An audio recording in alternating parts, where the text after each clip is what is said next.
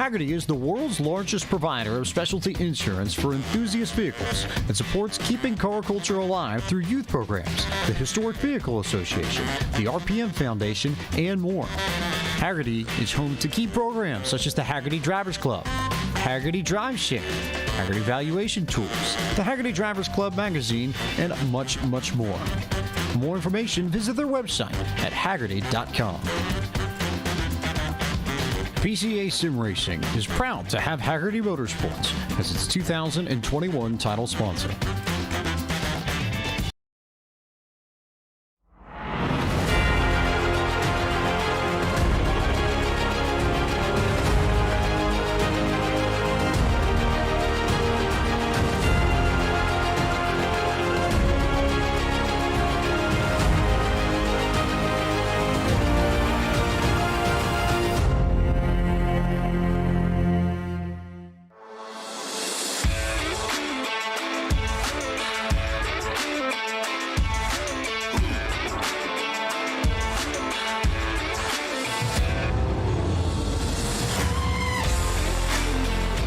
You would think that a Roval would provide a bit less of a challenge for drivers compared to some of the more legendary circuits we've visited, but Auto Club's layout has shown itself to be rather diabolical.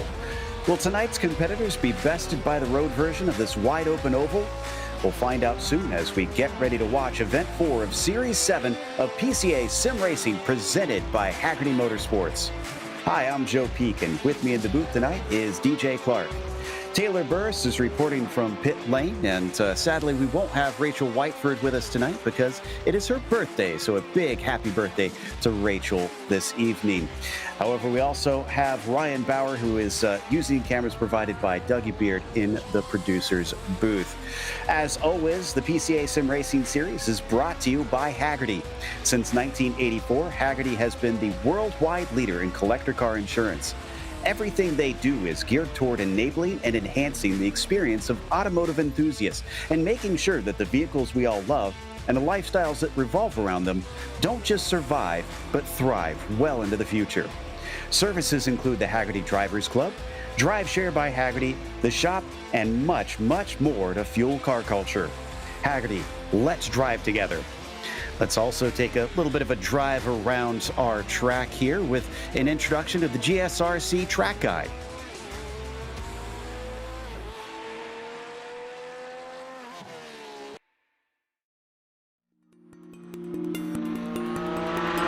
Welcome to Auto Club Speedway. Located in a prime location directly east of Los Angeles, it's been used in many Hollywood films. While the oval portion of this track is more well-known, the road course has hosted everything from club racing all the way up to top-tier sports cars. The variety in layouts makes it well-suited to higher and lower-powered cars, as well as everything in between. Of the 3 circuits available, they range between 3 miles and 1.5 miles, but all of them are quite technical and have between 17 and 21 corners. Naturally, the fastest parts will always be those that utilize the oval, but they end in quite heavy braking zones. The infield has some surprisingly difficult corners, such as the hairpin, which starts with a fast chicane and then trips you up by forcing you to brake on a curve. The exit back onto the oval also comes with its own challenges, wherein some cars find themselves losing grip as they pick up speed. Plus, the transition onto the banking can be jarring if you let the car swing too wide. A good handling setup will be critical to your lap times for sure. All in all, the oval might steal the show, but grassroots racing has made the roadside of this venue a valuable track to the area. Fans and drivers are sure to enjoy the racing today.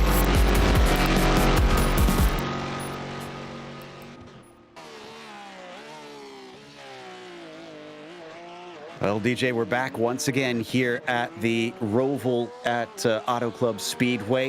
What are the drivers up against? Well, Joe, they are up against a deceptively tricky course out here. Obviously, we start off on what looks like a traditional Roval, that long NASCAR 1 and 2. And then we go into the best overtaking opportunity on the track, and that is going down into that left-right chicane of 3 and 4.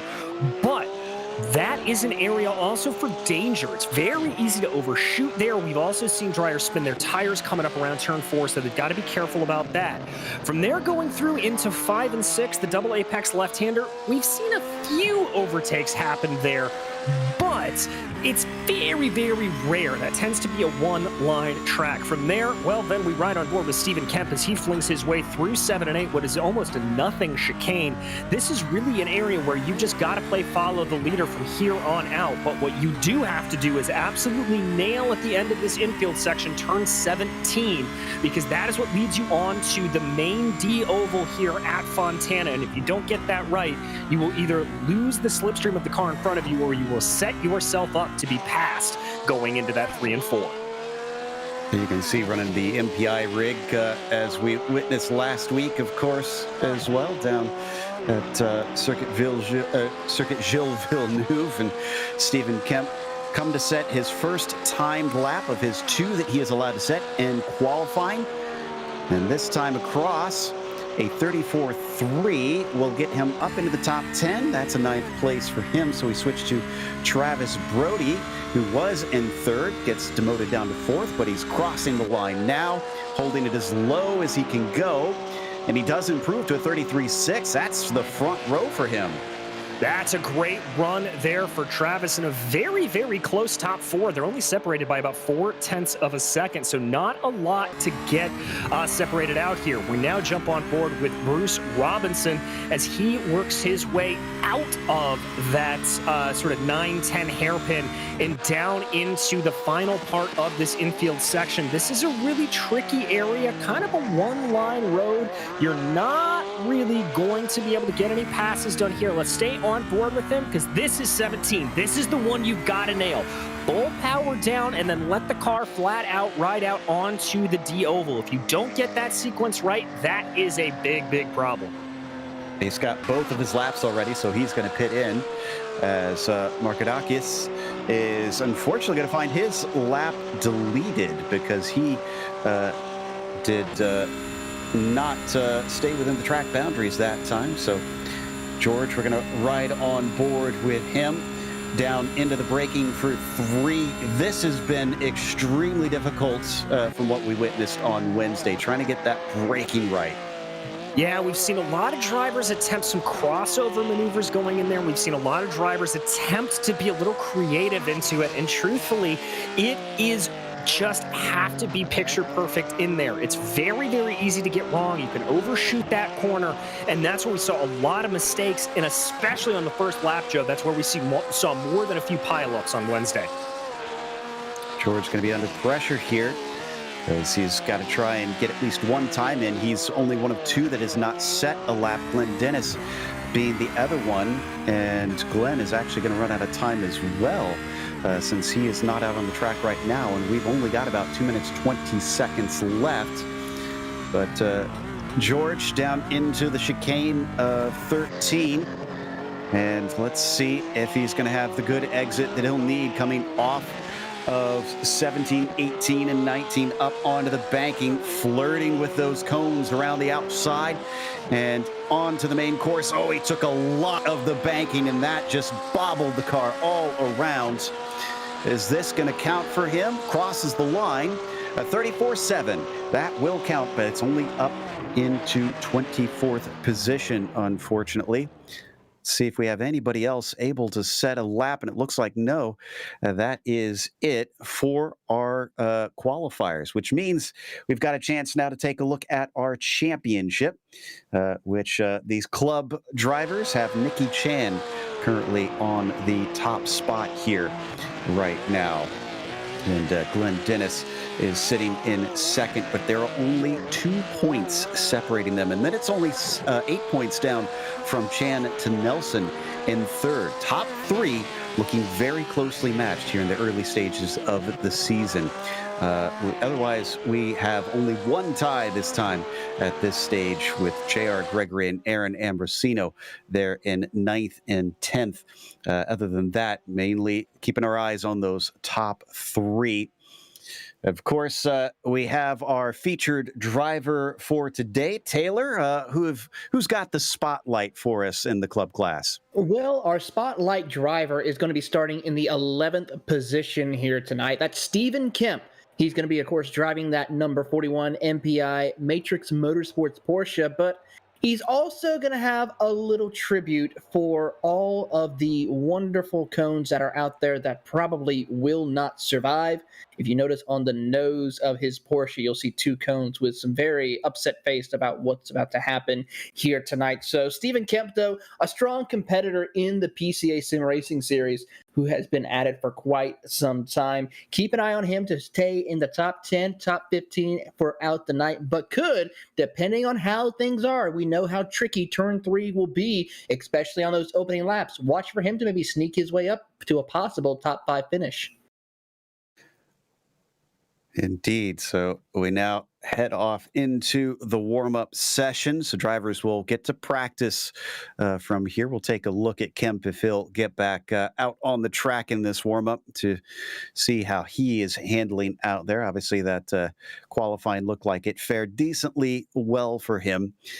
But the other thing that we have to worry about, of course, is trying to deal with the other cars around them. DJ, we already talked about the braking down into turn 3, but not just that. Seems like avoiding having contact, just making sure that you stay clear of everybody has been a tough one for the first two classes so far. Yeah, it really has, Joe. We haven't exactly seen the cleanest racing. We remarked last time out that we kind of expected to see some more scruffy racing when these drivers were at Circuit de Villeneuve, and this was the track that really brought out some of the door banging. It's really all the way down through this infield section, and I think it comes down to the fact that it is very tricky to get by here, and so drivers are wanting to take any and every opportunity that they can to get a pass made.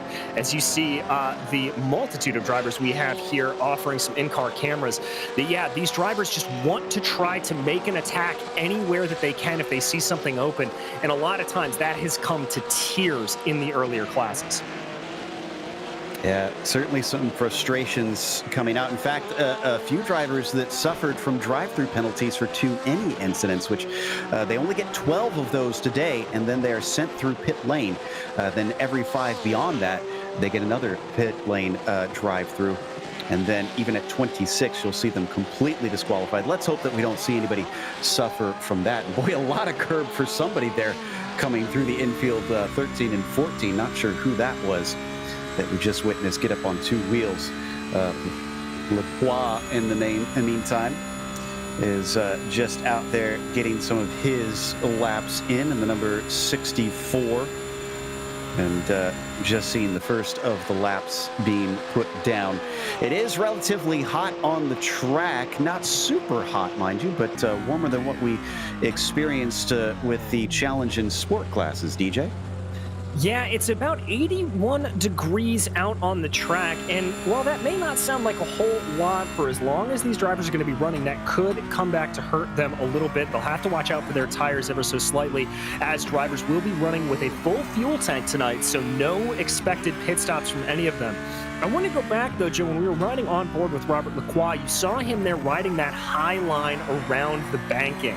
Now, you and I sort of suspected that that may be a way to go. We've seen a lot of cars out here, whether it be NASCAR or IndyCar, riding that high line. But what we saw on Wednesday is that really the only way to carry good speed up on the banked oval around here is taking that low line. Drivers who went up high just got caught out big time. Yeah, it didn't seem to work out for anybody. And speaking of getting caught out, Taylor into the first corner on that first lap.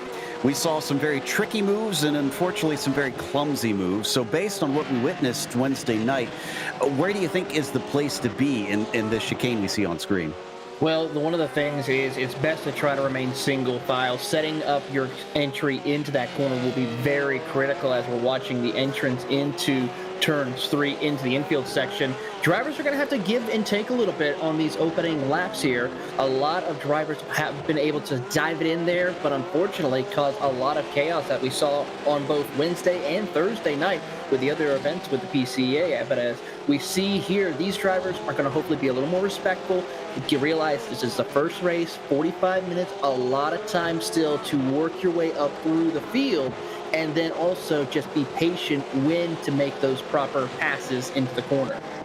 Of course, we've been making a big deal about that it was a bit messy, but we have to remember this is the club class that is going to be racing, which is a little bit higher. And then we have the pros later tonight. So keep sticking around after this race because there's plenty more to come.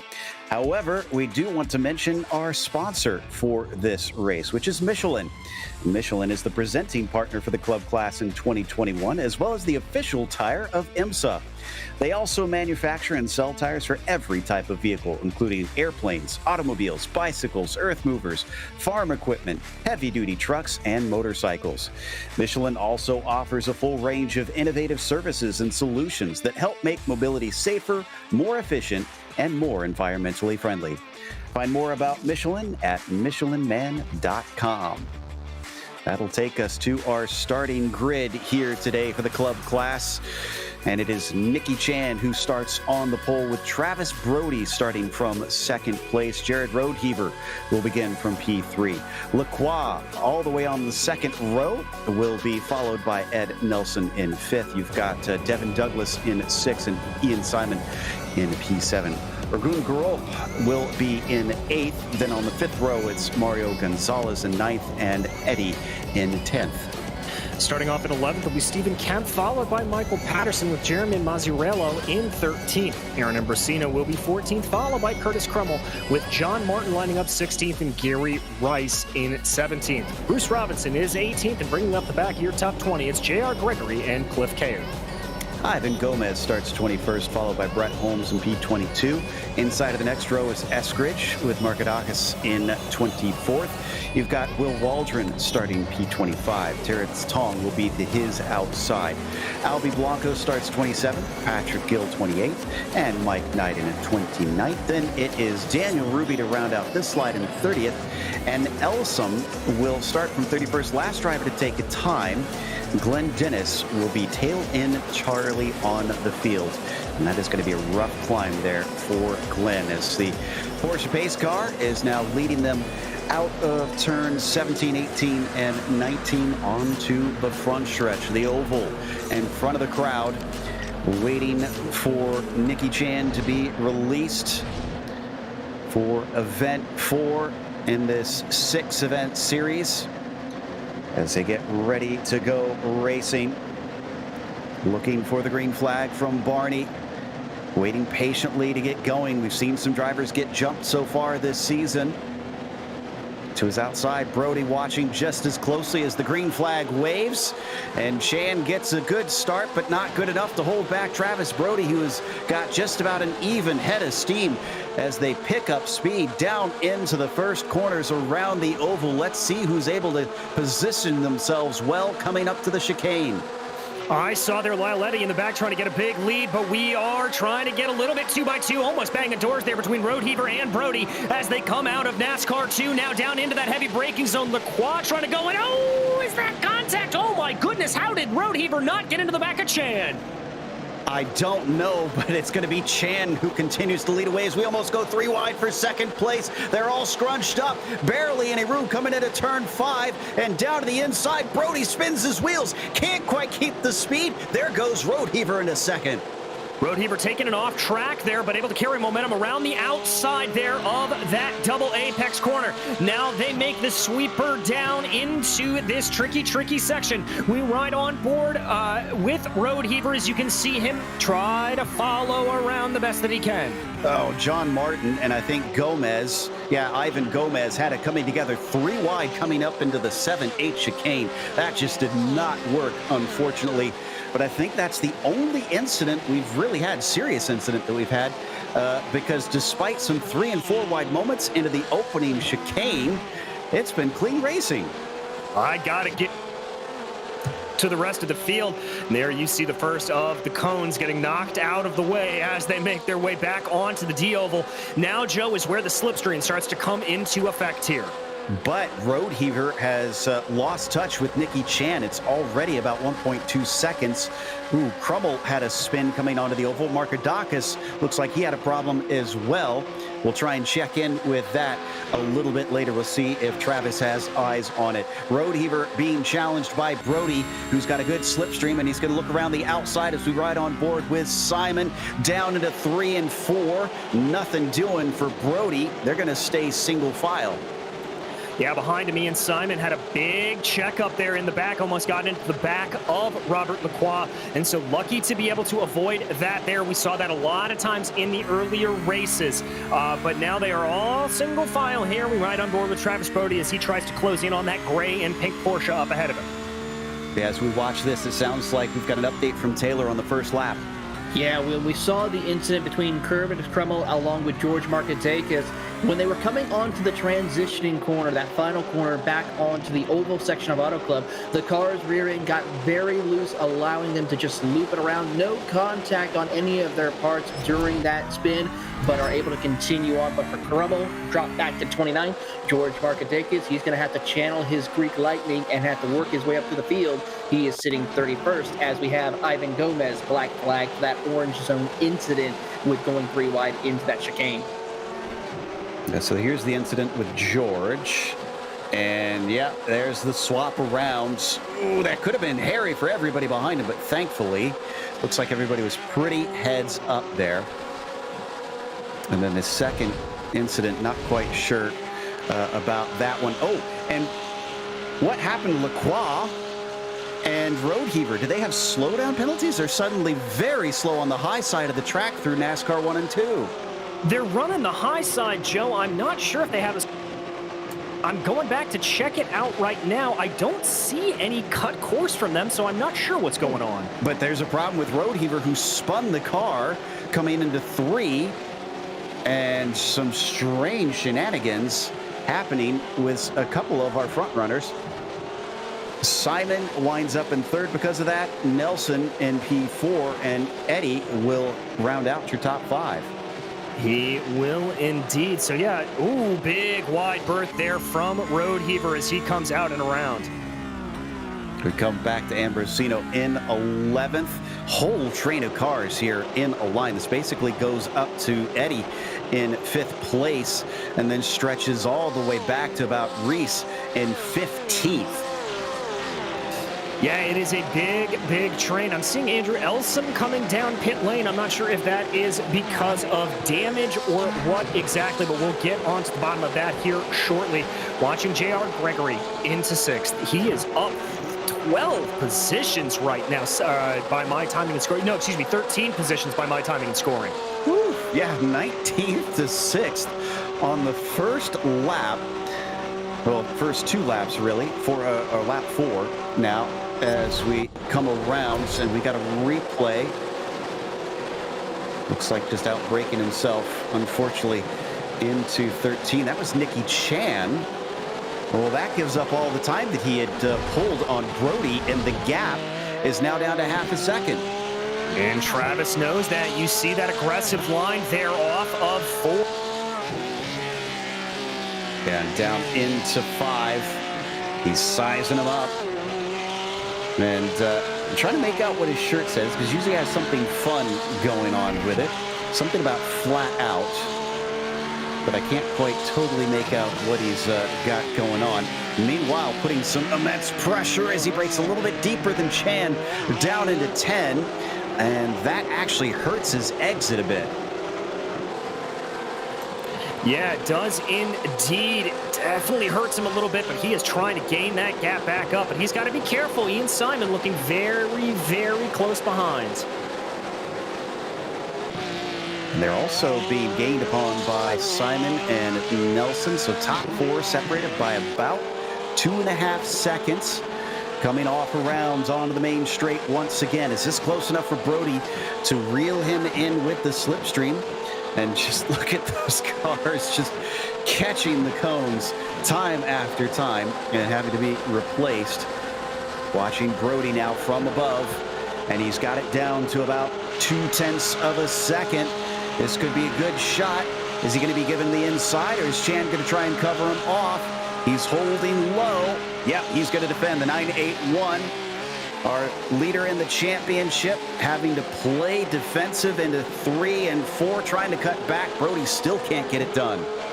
No, he can't, and that's the same problem that we've seen a lot of times out on this track, just unable to get that power down going into 3 and 4. He's going to try to keep it close behind here as they come out of 5 and 6.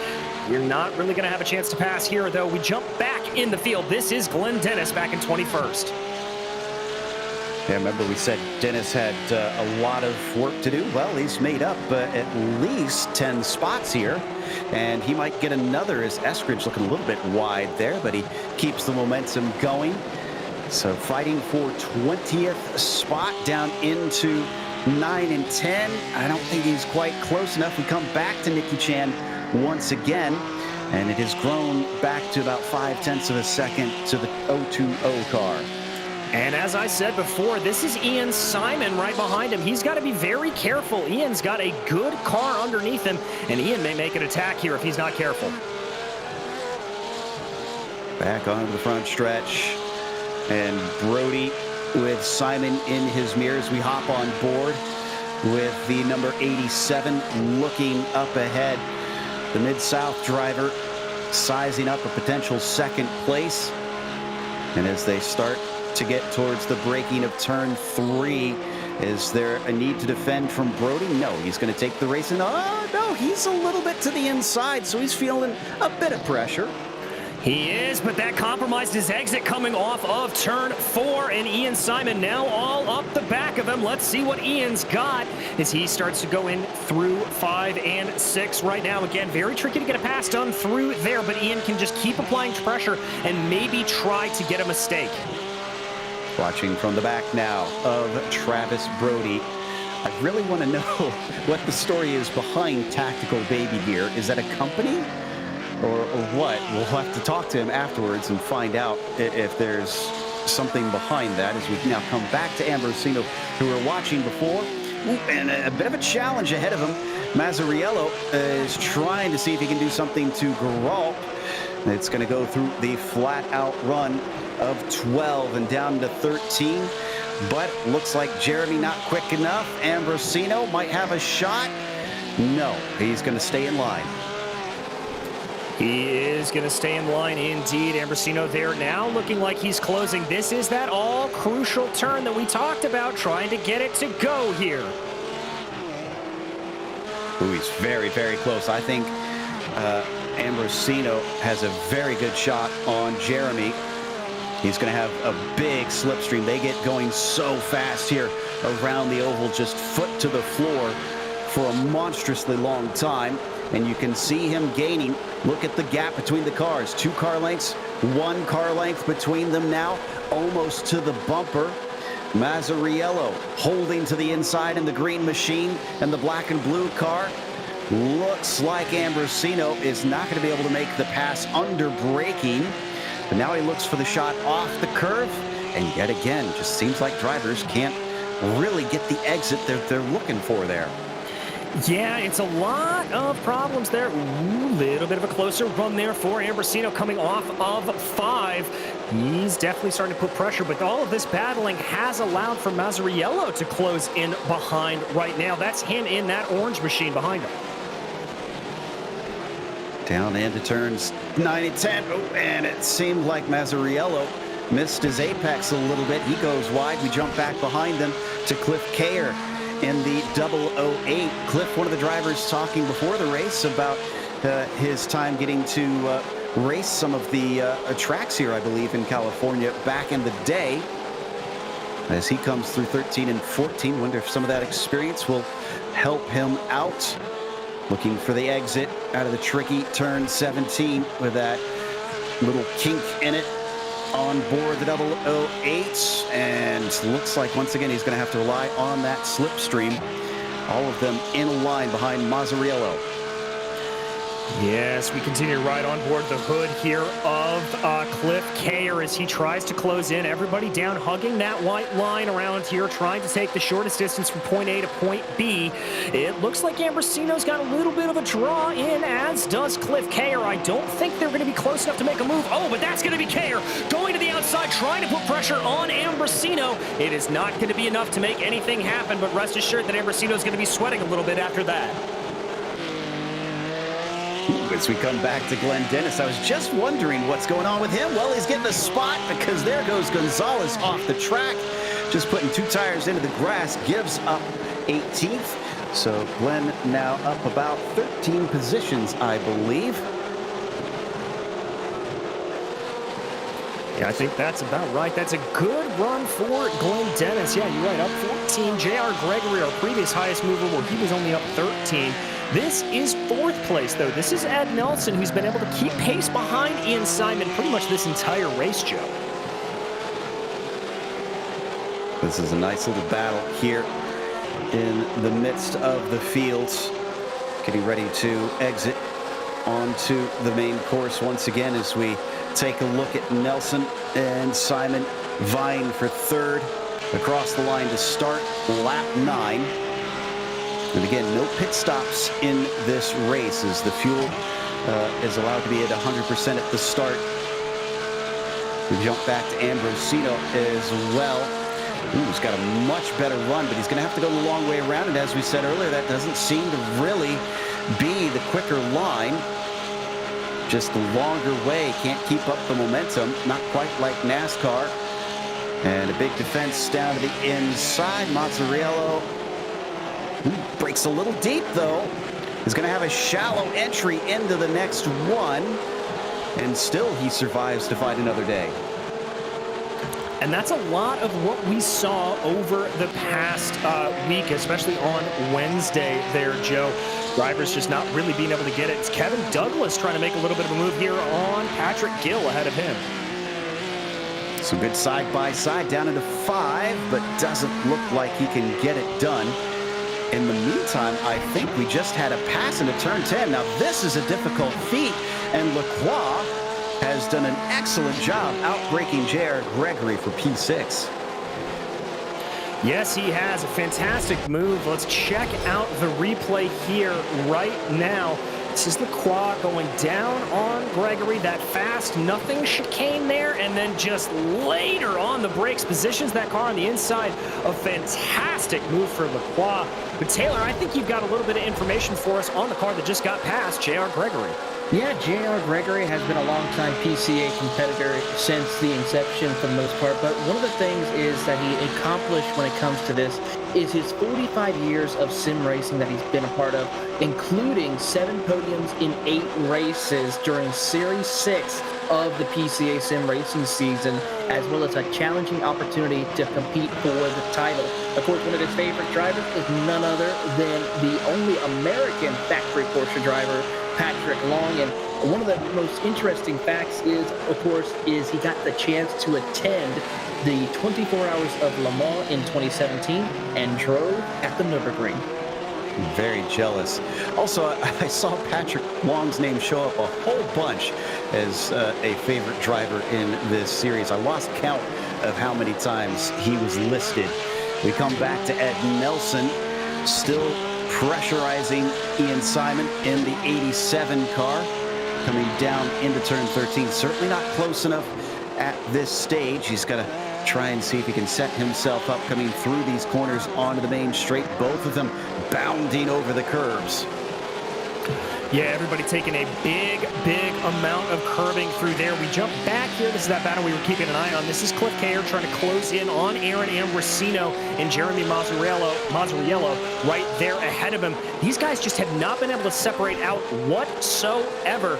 But Kemp and Gerlach have been able to pull away a little bit. They've got to be careful. That's Michael Patterson coming up behind as more and more cones here just falling by the wayside.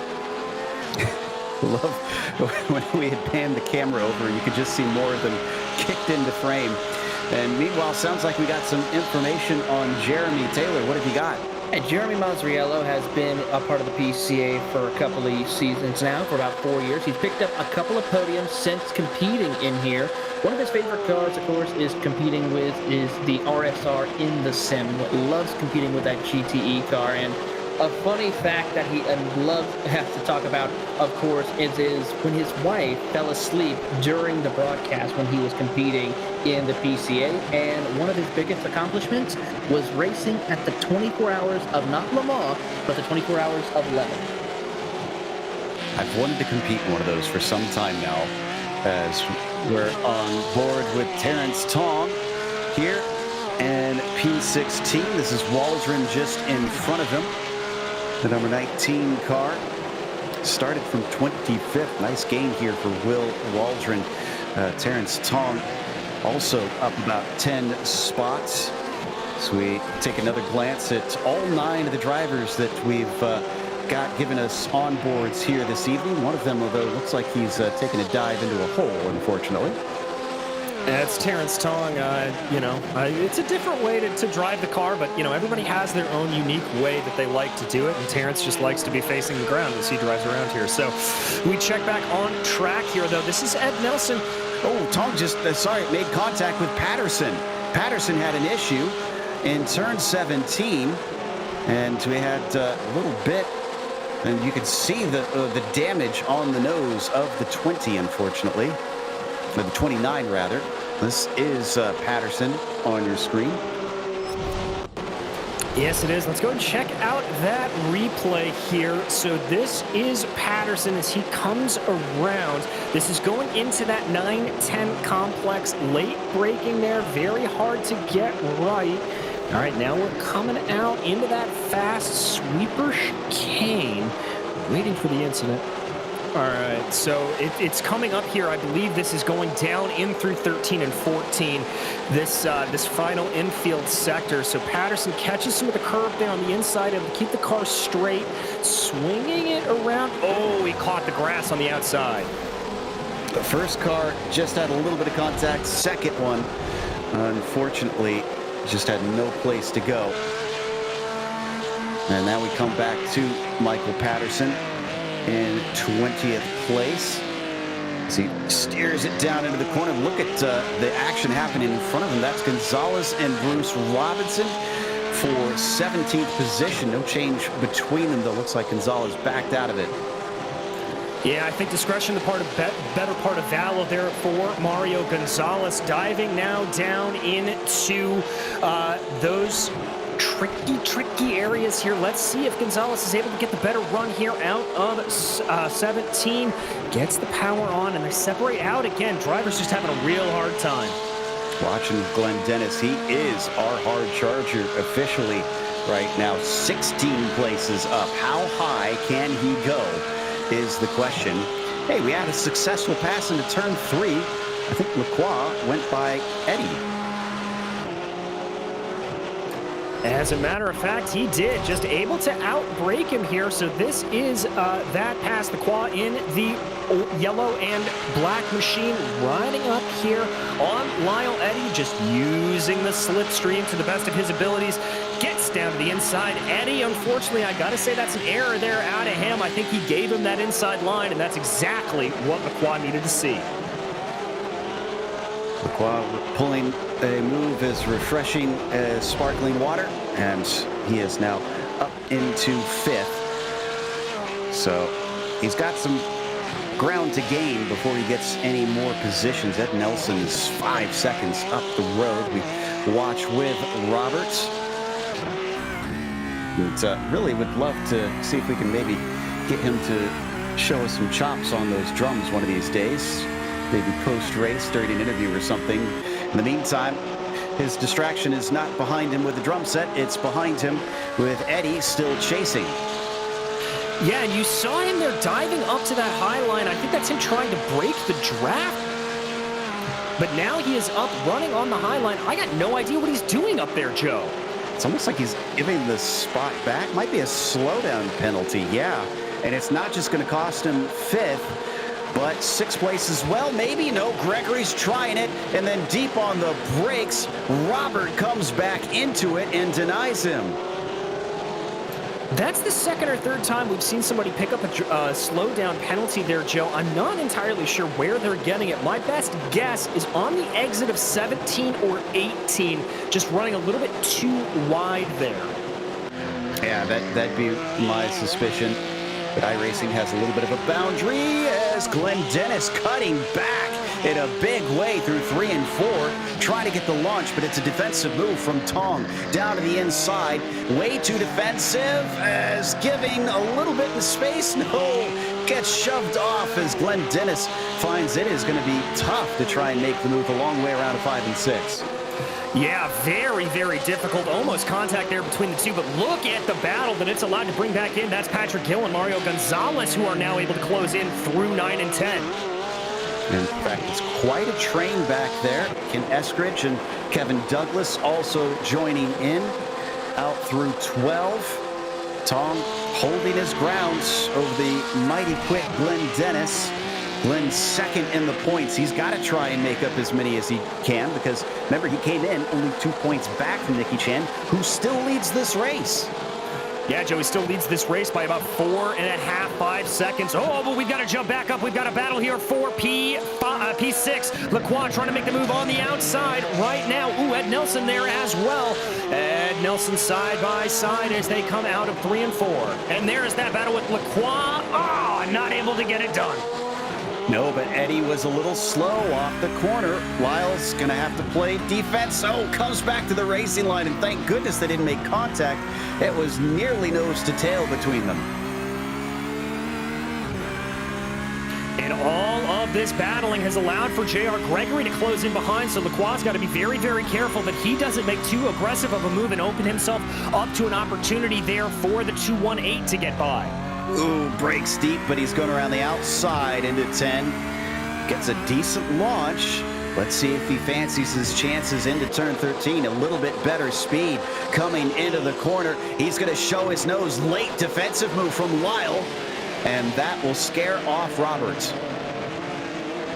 Yes, it will. So Lacroix falling back into line here. All right, let's keep the cameras here as they come in through that 17. Can Lacroix get the run that he needs as they come back onto the NASCAR portion of the track? Runs the car a little bit wider there, and that's going to cost him a couple of tenths of a second. He's now sitting back at about 4 tenths back, and I think that's going to be a little bit too far.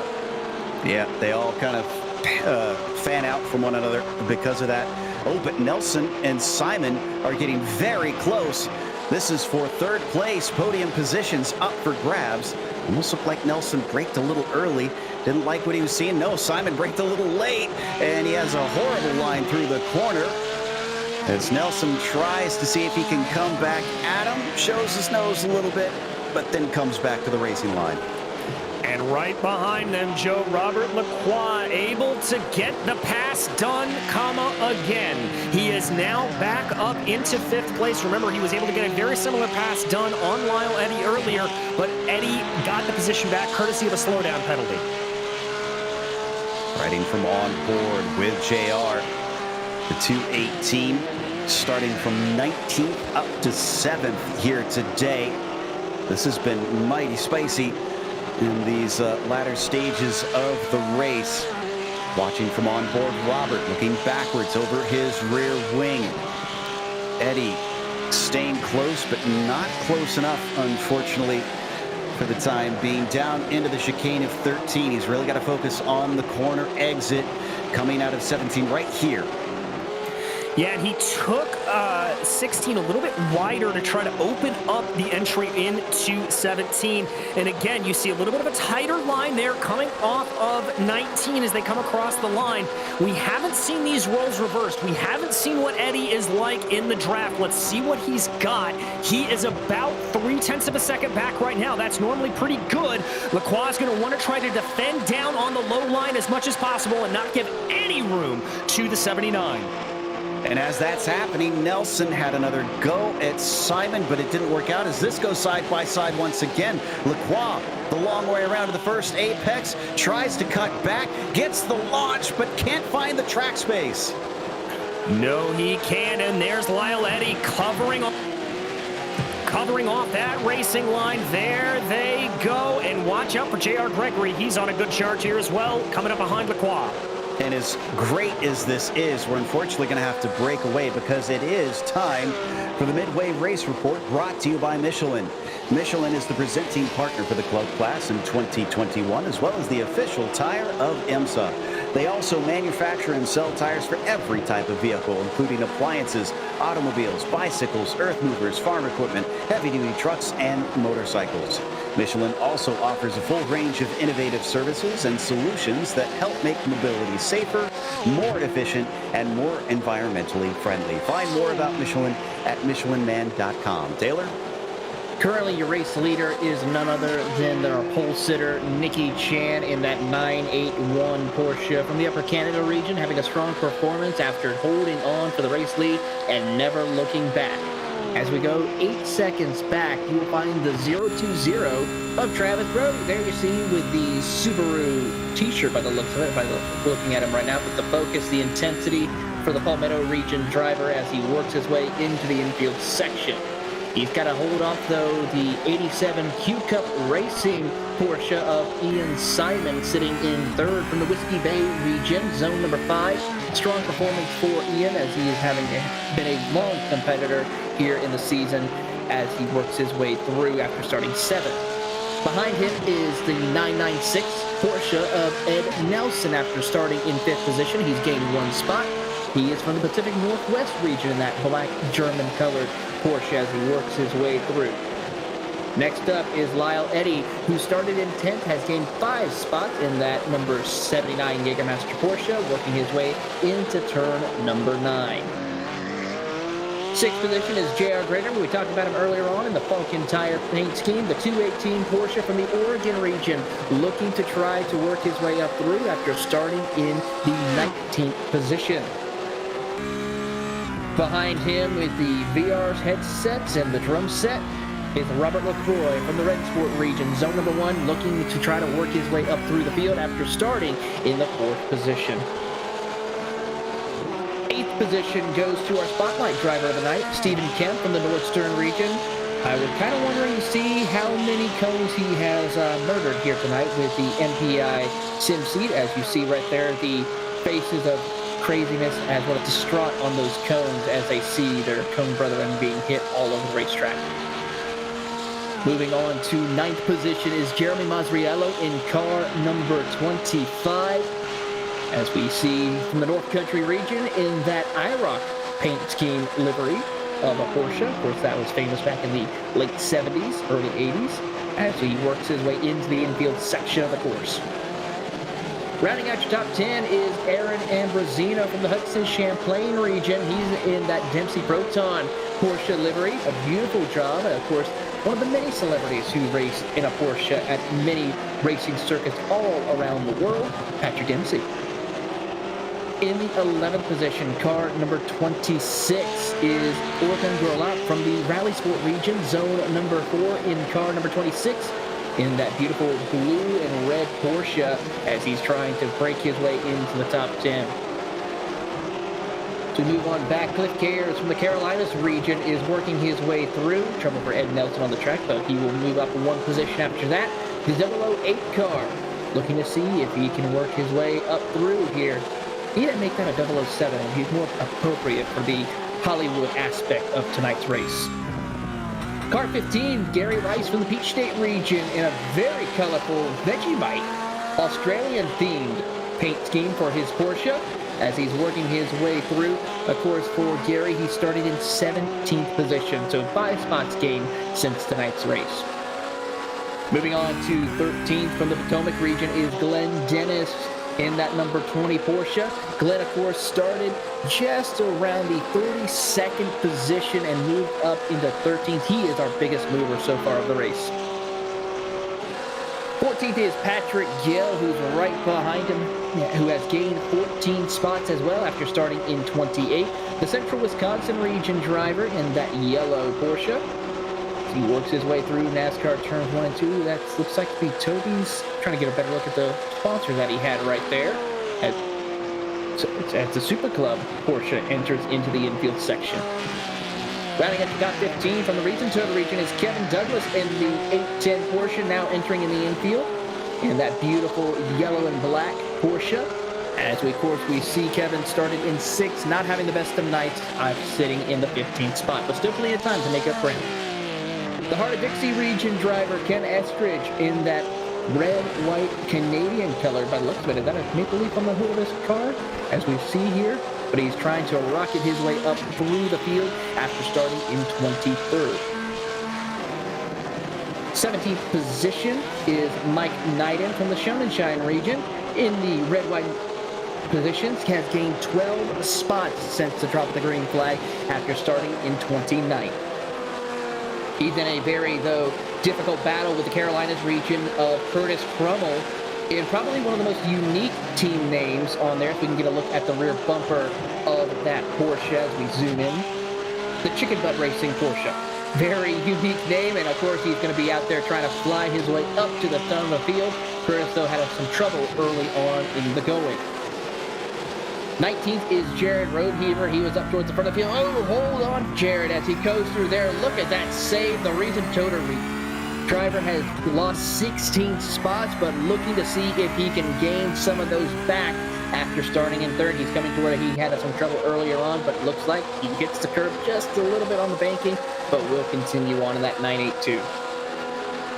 Rounding out your top 20 as we move further back is Michael Patterson. He is focused. He's got those gloves on. He is ready to continue on here at the Auto Club Speedway from the Longhorn region as he tries to stay to the inside of the racetrack. The Matrix Motorsports purple car trying to work his way up through the field after starting 12th. Alby Blanco from the Carolinas region in a beautiful Rothmans liveried Porsche. As he's working his way up through the field, he started in 27th. 6 spots have been gained for him in the 911 Porsche. The 777 from the Hill Country region, Mario Gonzalez, starting 9th, has fallen back to 27th. Not the best of nights for him. He's looking to try to recover here as we continue to watch his way up through the field.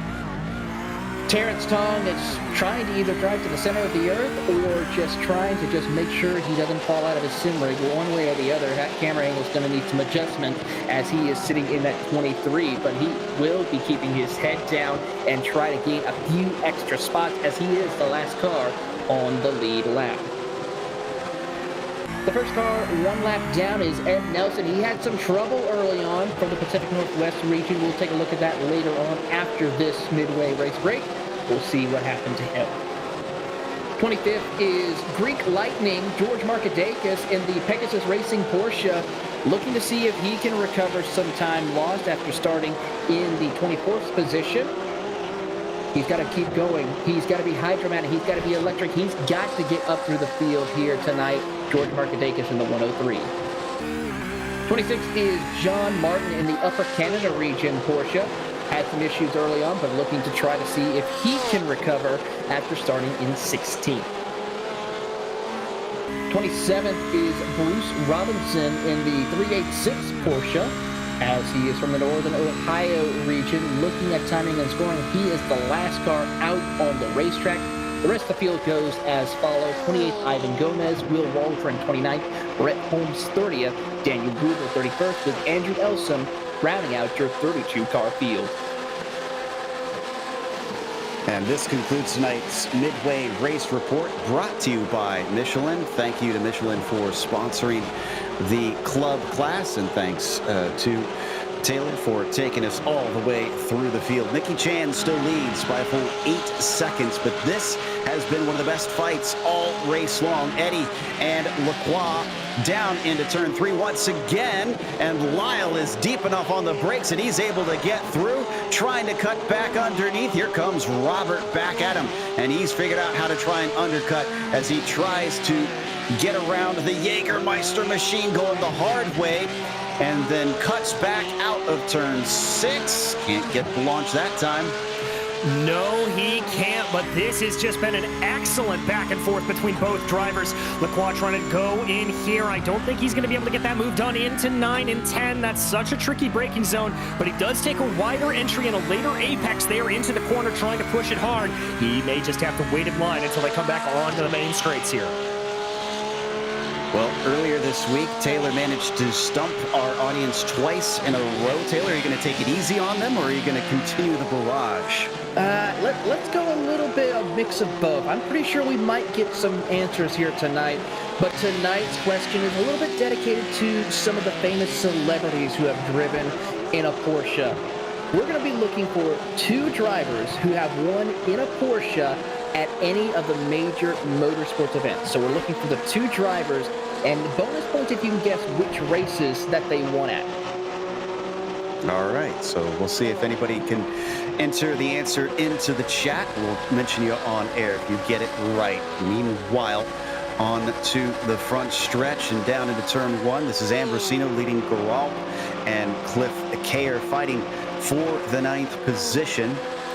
Kayer up 9 spots himself, and around the outside, Oulton is going to try and break deep enough that he can finish the pass into the corner. Is he too deep into there? He's a little shallow on this second half. That actually helps out Kayer. He's able to go side by side. It might be 2 spots down. Oh no!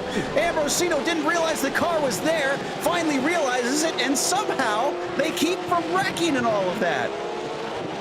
I have no idea how both of those cars didn't end up in the grass. Let's check out that replay from the perspective of Cliff Kayer, who was just waiting back here in the popcorn position. The 2 cars in front of him, Gerlach and Ambrosino, going at it very hard into 3 and 4.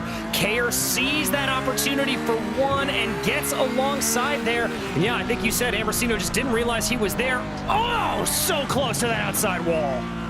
Excuse me, pardon me, I think I need some space here, and Cliff Kayer is still on it, chasing Ambrosino. They have not separated. Boy, if that doesn't get your temperature through the roof, he is going to be racing with a red mist for sure. Most certainly, and he is very close behind that 08 machine of Aaron Ambrosino now, so he is going to want to do that. Oh, but that battle, 4P4, Joe, every time we look away, it comes back. This is Lacroix back to the outside.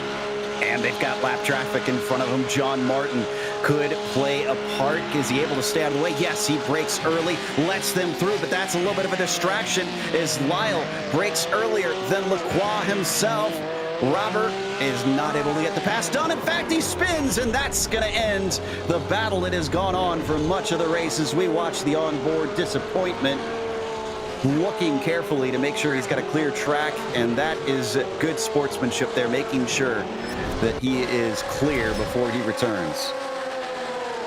Yeah, and checking out this replay there. Yeah, the double braking zone there coming down, both cars on it. And let's see here with Lacroix, just tries to get that wound up. Did he touch? Yeah, that rear tire just very slightly onto the grass, and that sends him around. The tiniest of mistakes when you're racing at this level, unfortunately. We come back to Ambrosino, sandwiched between Oulton and Cliff, fighting for what is now 8th position because Lacroix returned behind them down to 13, too far away from one another. We're down to 5 minutes left to go, and the drivers will not have much time to try and make this stick. Now, how about this? Glenn Dennis is not too far behind them. What's his pace like compared to them? 34.7. Kayer running a 35.9, 34.4, so actually pretty close to them. That might be a little bit tough. But Ambrosino is going to have a tougher time to try and play defense because here comes the orange 008. Indeed, but remember that high line, not the easiest way to get by around here, and that is what Kayer is learning. Just trying to keep a little bit of the draft the best that he can as he dives this way, and that he's going to have to go the long way around into 3. Looking for a crossover here that'll give him a better launch out of 4 if he times this right. Ambrosino a little bit of a tap on the brakes there at the apex to try to slow him down. Kayer not looking like he's going to get the crossover. He needs it indeed as they break down into 5. It is still Ambrosino, but Kayer not letting the ghost go quite yet. Oh, he's got just enough space. Ambrosino saw him this time and pulled over to let him through. Kayer with a brilliant exit off of 6 gets himself into P9. That is how you get it done. Cliff Kayer with the sheer tenacity to keep going forward. All right, so we now jump back to Stephen Kemp, our spotlighted driver for the day. Sitting in 6th position. Still a little bit of a battle on his hands. Masriello is trying to chase. And the Big Cheese certainly wants to take that 6th spot, but he's going to have to get a little bit closer than 7/10 behind. Yeah, we've seen the draft really start to come into play at about 4/10 of a second. That's really where you want to be on it. So 7/10 is a little too far out. Oh, and Cliff Kerr is in pit lane. Did he run over the incident limit, I wonder? Or has he got a penalty? This 13 incidents we're hearing. That sounds to me like he's getting a drive-through, but he's coming down to his pit stall. It looked like he came by and just sort of ducked out of it, Joe. I think he may have had a little bit of confusion on what the penalty was to serve. So he is coming out right now. That does just look like a drive-through for the 008. Yeah, thank goodness. I was going to say, drivers got to remember they cannot take to their pit stall when they get a drive-through, or else it will extend their penalty even farther. As we come back to Kemp once again, the 25 still stuck at about 6 to 7/10 back. Yeah, and this is a little bit of recovery drive that we watch here. This is Robert Lacroix as they work their way along. Remember, he is farther back in the field after that spin, trying to work right now on Gary Rice. 2.5 minutes to go, still no answer. Taylor, going to take a little bit of mercy on our competitors? Well, actually, we do have a winner partially. So Miss Lady Aubernon has got one of our 2 drivers we're looking for, and of course it is the late great Paul Newman, who took home a class victory during the 1979 24 Hours of Le Mans in a Porsche 935. So that's one of them. I'll go ahead and give the hint for the second one. This celebrity filmed a movie regarding the great race. Aha. That should help people out, I believe, as the slipstream is a big help to Robert Lacroix, who's now been fighting Gary Reese for much of this race. 1.5 minutes left to go. And Nicky Chan is going to get the white flag next time by. But Lacroix around the outside is still side by side. We take a glance at our leader and our points leader as well. But look at this, pinching down to the apex, and Robert looking good down into that turn 3. He's had plenty of practice overtaking into there.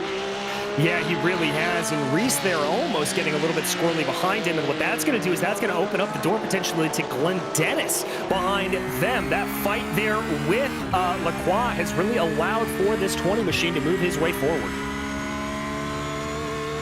It's not over yet. White flag just now waving for the 981 who crosses the start-finish line. This battle very tight down through the corner. There you can see Barney telling 1 to go for Nicky Chan out of 12. And Reese with his hands full. Glenn Dennis. Oh, and Dennis got to slow down. Oh, no. And so that may just halt his progress going forward. But I'll tell you whose progress is not halted. Well, it looked like there for a second that Gary Reese was going to try to have a fight back on Robert Lacroix on this last lap. But it looked like he fell back a little bit through that final sector of the infield. Masriello has gotten closer to Kemp. Here we go. Before it was 7/10, now it's 1/10 behind. Gonna have to go the long way around. Looks like Kemp gonna block him off to the inside. Comes back a little bit, opens the door slightly. The green car and the 25 tries to go around. Nothing doing. The reason we were looking at Glenn Dennis earlier, we have to remember that's second in the championship, and Nicky Chan is about to take the victory here soon. He is indeed. We continue to watch, though, Masriello there, and there is your leader, Nicky Chan, heading through that 13, 14, 15 complex for the final time here in Fontana, getting ready to take the checkered flag. An impressive 13-second gap to the rest of the field. It is 3 wins and 4 races for Nicky Chan here in the PCA Sim Racing Series presented by Hagerty. An absolutely commanding drive for Nicky, and that will secure him at the top of the championship, especially with Glenn finishing as far down as he did. There is Glenn Dennis back in 12th right now, kicking up a cone for good measure as they go around. So we got a couple more corners here to try to get a move done on Gary Reese ahead of him. Able to close down a little bit during braking in the Constantina effect, but I don't think he's going to get this move done, Joe. That's a lapped car in front of them. That holds up Gary Reese. Here comes Glenn Dennis. He might be able to get one more valuable spot and valuable points in the championship. He's side by side. He's got the momentum, and he's by. Glenn Dennis just sneaking into 11th at the end of the race. It looks like the last of our drivers coming through. Douglas just behind Gilles for 13th. And after that, looks like they're a bit far apart. So that's going to take us to our results from here. Nope, we do have Patterson relatively close. This is for 17th. He's sizing him up, but I don't think he's quite close enough. And remember, he's got quite a bit of damage on the nose of that car. Now he's going to have damage on the underside as he bounds over the banking there. And just before we go to the results, we got the second answer from Taylor. Real quick, what was it, Taylor? Well, Miss Lady Auvergne got the second one as well. It is none other than Steve McQueen himself picking up the class victory during the 1970 Sebring 12 Hours in a Porsche 908. And of course, we all know what he did later on in 1970 with the filming of the famous movie Le Mans. Of course, he was also famous for driving that famous Gulf liveried Porsche 917. And our results today have Nikki Chan with the win and Travis Brody finishing 13 seconds adrift. But Ian Simon had a great fight today to take that third spot. Lyle Eddy did as well, but was outside the podium, still a gain of 6 spots up for 4th.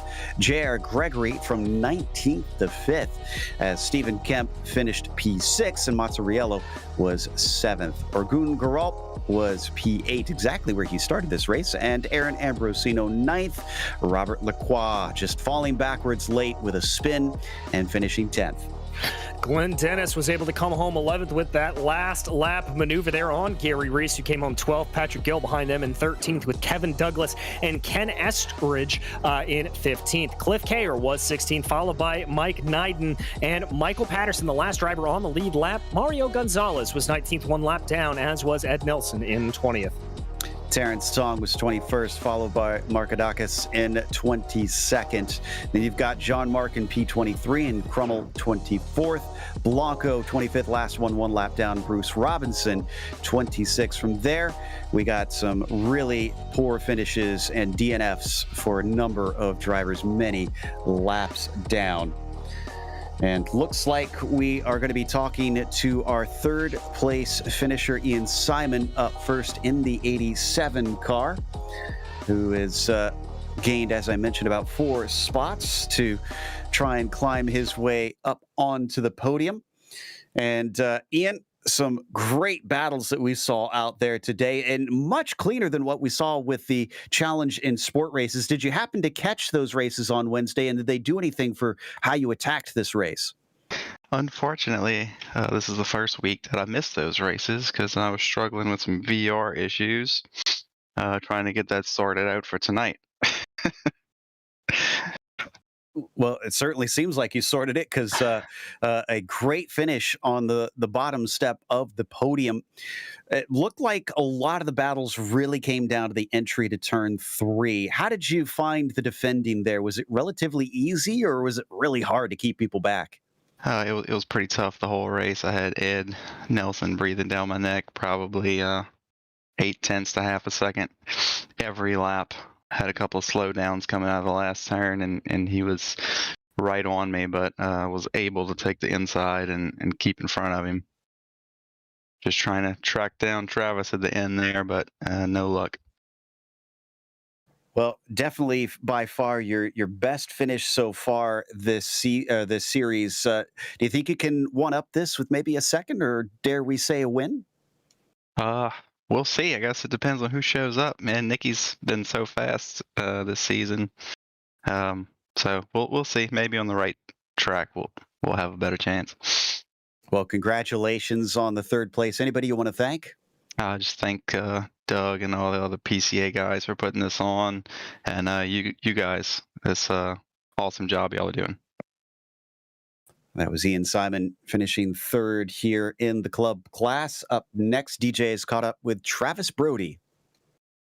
I have indeed. And Travis, a little bit of a quiet race out there for you, just kind of running off by yourself. But talk me through it. Yeah, I was actually a bit nervous starting P2. Auto Club is a pretty new track for me, so I have like maybe 2 hours of practice here. I downloaded it the other day, and just kind of did what I could throughout the week. But trying to stay with Nicky, he made a few mistakes at the beginning. I made a few little mistakes. Ian and Ed were back there battling right behind me, and Nicky kind of just started checking out. And I just tried to do what I could to stay in place and stay in P2, and really just kind of gotten a lucky gap there where I was able to just kind of like keep a little bit of room, and the I could see the gap to Ian and Ed behind me was kind of fluctuating back and forth, and I just kind of quit worrying about Nicky and just tried to run my own race, and got a little unlucky with some lap traffic here and there, and try to get a good draft off of them, but it never really worked. And but yeah, so it kind of ended up just out by myself, but it was fun. It was cool. I started to enjoy the track and get a rhythm for it. So that was kind of nice towards the end there. Well, nice. Now, talk me through, if this is a newer track for you, obviously one of the layouts that's not really used that much on iRacing. How do you prepare for something like this that is a newer track? Does it change your way of going into it? Yeah, for sure. I mean, I try to do as much almost like cold tire practice as possible. Like go out, try to learn the track, where it goes left, where it goes right, kind of figure out some break points. And then I'll do just shorter runs, do a couple laps, stop, do a couple laps, stop. And I think that gives me a little bit of help towards the beginning of the race, to kind of know where it's going to be a little bit slicker, where some of the grip is, where the grip isn't, what I can do those first few laps. And then it's just kind of like trying to figure out that rhythm, like I said. And once you kind of just get into that groove, it kind of just goes from there, and you try to just be consistent. But kind of learning it on the fly like this definitely takes a lot more focus. For sure. Before we let you go, I do want to ask you, tactical baby gear, you got to explain this to us on the back of your car. All right, yeah. So Tactical Baby Gear, the company I work for, it's basically men's diaper bags for dads, baby carriers, backpacks, all sorts of stuff. It's all about being an involved dad, involved parents, and just cool stuff. We don't want the pink flower, purple bag that the wife has or whatever. We want to have something that's more our style. So that's how the company started, and it just kind of exploded over the last few years, and it's just been really good. So we just crank away with it, and they support me. I'm in my office in Tactical Baby Gear right now in the sim rig, so they're super supportive, and we're just going. They're all watching right now. Everybody's texting me in the company group chat and stuff. So it's a lot of fun, and it's a great place to work. I love it, man. I love it. Well, outside of them and Tactical Baby Gear, anybody you want to thank for this second place today? Obviously thank you guys for always doing great broadcasts. The couple other ones before this have been amazing. You guys are killing it. PCA, Michelin, all those guys. And then my buddy Corey Friedman, I'm actually running a borrowed wheelbase this week. My equipment kind of went down, and I got to send it back. So if it weren't for him, I wouldn't even be racing. So big shout out to him and Autometrics. And but yeah, that's about it, man. Appreciate you guys. Appreciate you, Travis. That was Travis Brody, your second place finisher here today. Joe? That'll take us to our winner. Taylor has caught up with Nicky Chan, who's taken the third win out of 4 races in this class. Hey guys, how's it going? Doing well, Nicky. 3 out of 4. Not too bad of a season start for you here in this championship. Yeah, I mean, what more can I ask for, right? Certainly can't agree with you on that. One of the things, though, that we've noticed is your complete improvement. I mean, we saw last series where you picked up the win at Canadian Tire Motorsports Park, and then, of course, this season now winning 3 races out of the 4. What were some of the things that you've been able to utilize and help you improving with your sim racing to be able to now take home these wins and leading the point standings in this class? Wow, it's a bunch of stuff. I think the Motorsport one was a bit of a wake up. Like I think prior to that, just didn't really believe in myself too much. And when I got the win, I just kind of thought, oh, maybe I can do this. And at the same time, I think a lot of the very fast top drivers in club got moved up into pro. So that kind of gave me a bit of room to move up as well. So it's a combination of things. Certainly is. Well, we leave the interesting Roval configuration at Auto Club and we head to Germany at the Nurburgring. Your thoughts on competing a very technical, more elevation changing road circuit as we're going to be seeing at the Nurburgring?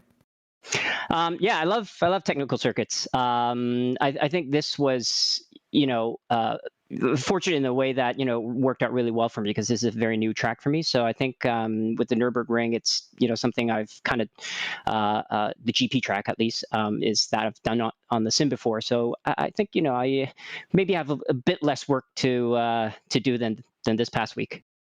Well, Nikki, before we let you go and to continue your celebration of your victory here tonight, anyone you would like to say thank you to or give a shout out to? Yeah, definitely. Certainly first is crew chief, who's been helping me with every race. But this race, in addition to the sponsors, Hagerty and Michelin, I think I really need to thank two of my UCR teammates, Terence and John, who kind of really helped me out throughout this race. So thank you, guys. That is Nikki Chan from the Upper Canada region, your race winner here tonight, and continues to grow his points lead, Joe. Indeed, and that's going to close out our interviews, but not our broadcast. We have the pro class coming up here in just a moment. Stick around because we'll have 45 more minutes of racing here at Auto Club Speedway for the PCA Sim Racing Series presented by Hagerty.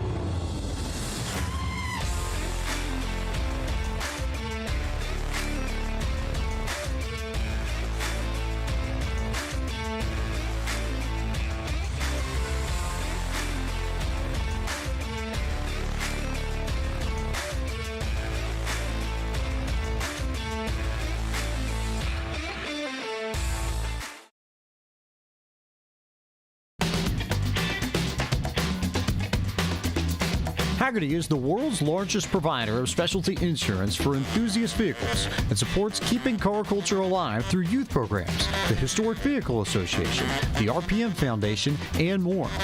Hagerty is home to key programs such as the Hagerty Drivers Club, Hagerty Drive Share, Hagerty Valuation Tools, the Hagerty Drivers Club magazine, and much, much more. For more information, visit their website at hagerty.com. PCA Sim Racing is proud to have Hagerty Motorsports as its 2021 title sponsor.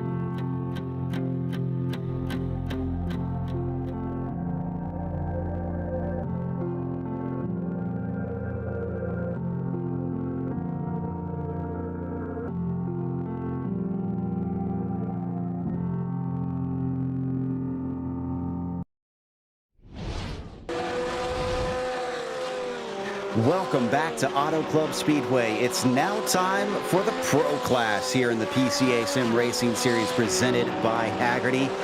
And we certainly saw some fantastic stuff. It's a stark difference from what we witnessed on Wednesday night, but in a good way.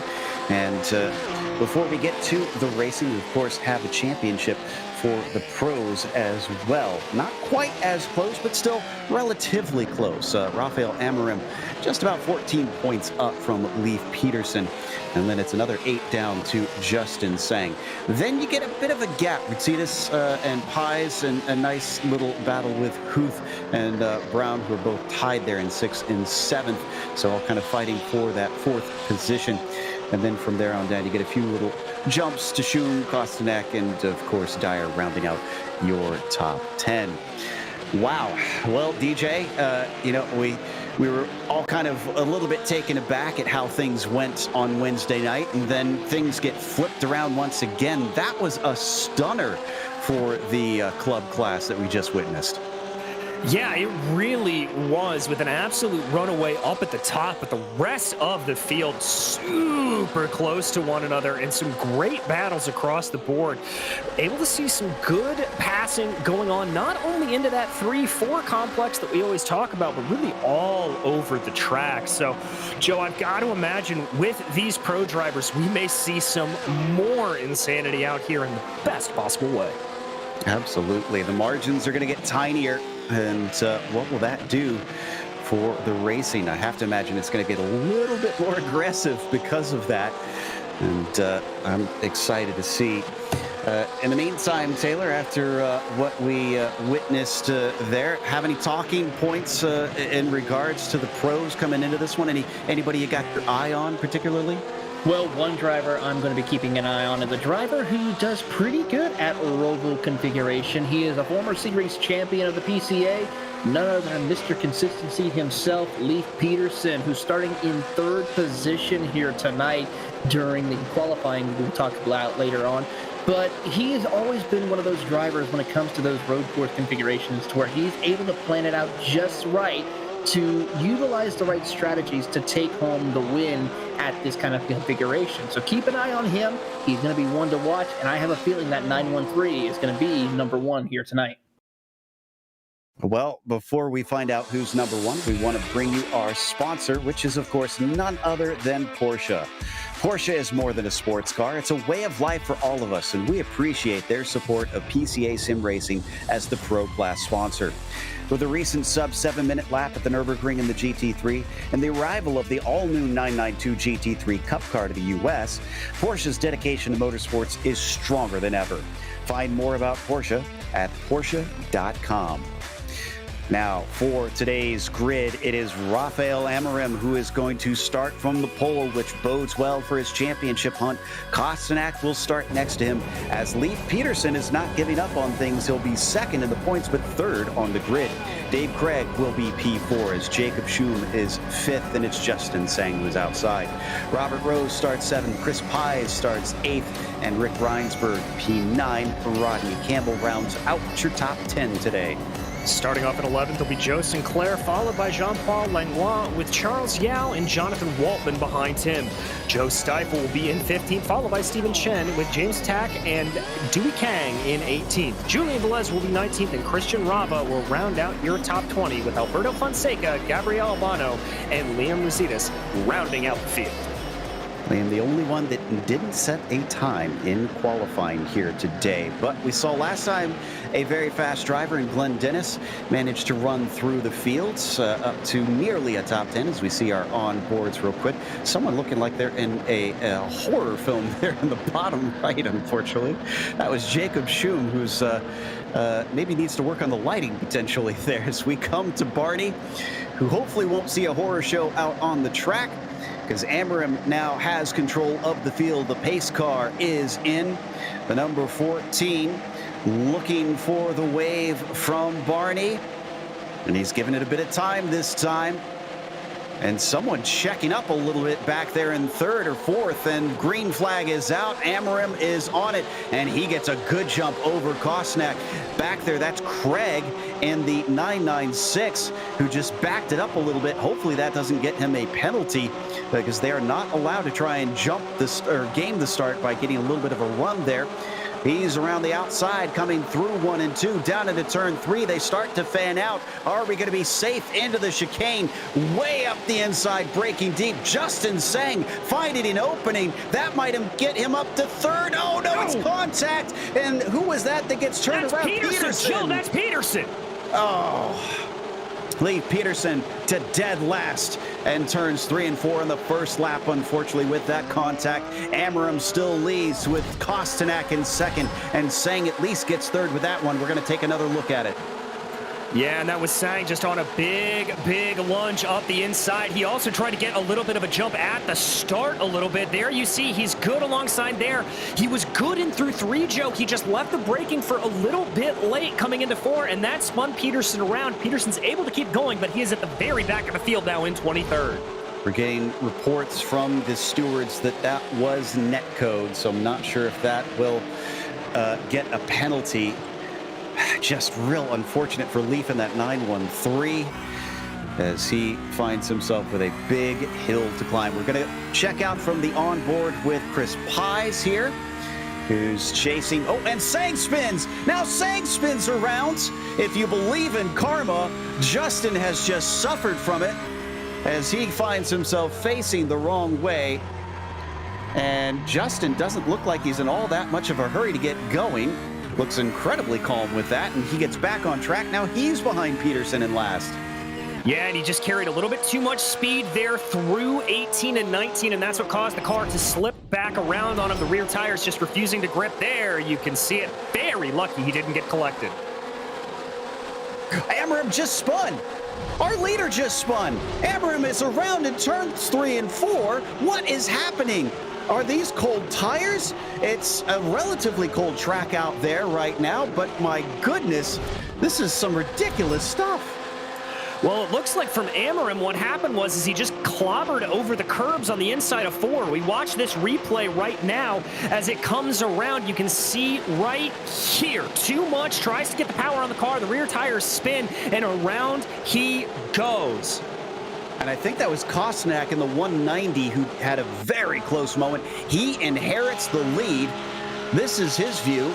Yeah, here it is. You can see he was making a challenge on it. Definitely given a bit of a race here at the start as the slipstream allowed him to close in. Tries to outbrake him the long way around. Let's see how close he gets from this perspective. Took a lot of curve himself, and wow, inches to spare. And Joe, we've had another car around in the back. That's Joe Sinclair, who's... Looks like he went wide in 17, 18, and 19, unfortunately. He'll fall to 21st. We've lost Stiffel since the start, and Joe is into pit lane, so he must have had some sort of contact or damage after that spin. Schum is now in 4th place. Looking very Blair Witch right now as he comes down into turns 3 and 4. Schum chasing Christopher Pies, who's been promoted into the top 3, so a potential podium for the 15 car. Yeah, indeed, and this is really what we've seen a lot of as a pretty consistent story over the course of the races here, Joe, and that is you just got to keep your nose clean the entire time, and you'll find your way upward to the front of the order. As we watch Chris Pies here, that is Schum behind him trying to close in. A little bit of an awkward line there for Pies, and that allows for the 56 and the 443 in turn to close in. And it sounds like Taylor's got an update on our only DNF for the field. What's going on? One of the there we got you. Sorry, go ahead. One of the unfortunate things when it comes to sim racing is making sure you have proper connectivity along with hardware information stacked into your computer. And by the sound of things, he had struggled with connection issues and dropped out of the race due to that. So unfortunate for Joe Stiffel. He was having some troubles during pre-race. With that, hopefully he'll be ready to go for the next round at the Nurburgring.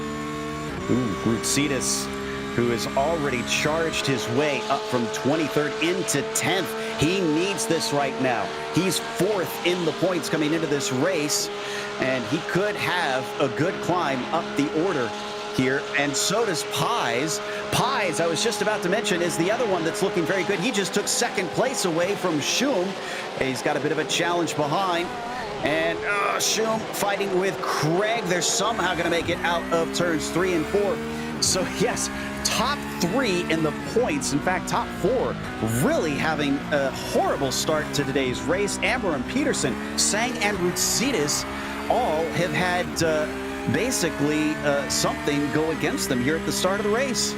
Yeah, it is a real wrench into the works of everybody's standings here today. Schum, there you see, Craig and Pies separated by almost nothing, and that's Robert Rose coming in behind. This is a whole train here, Joe.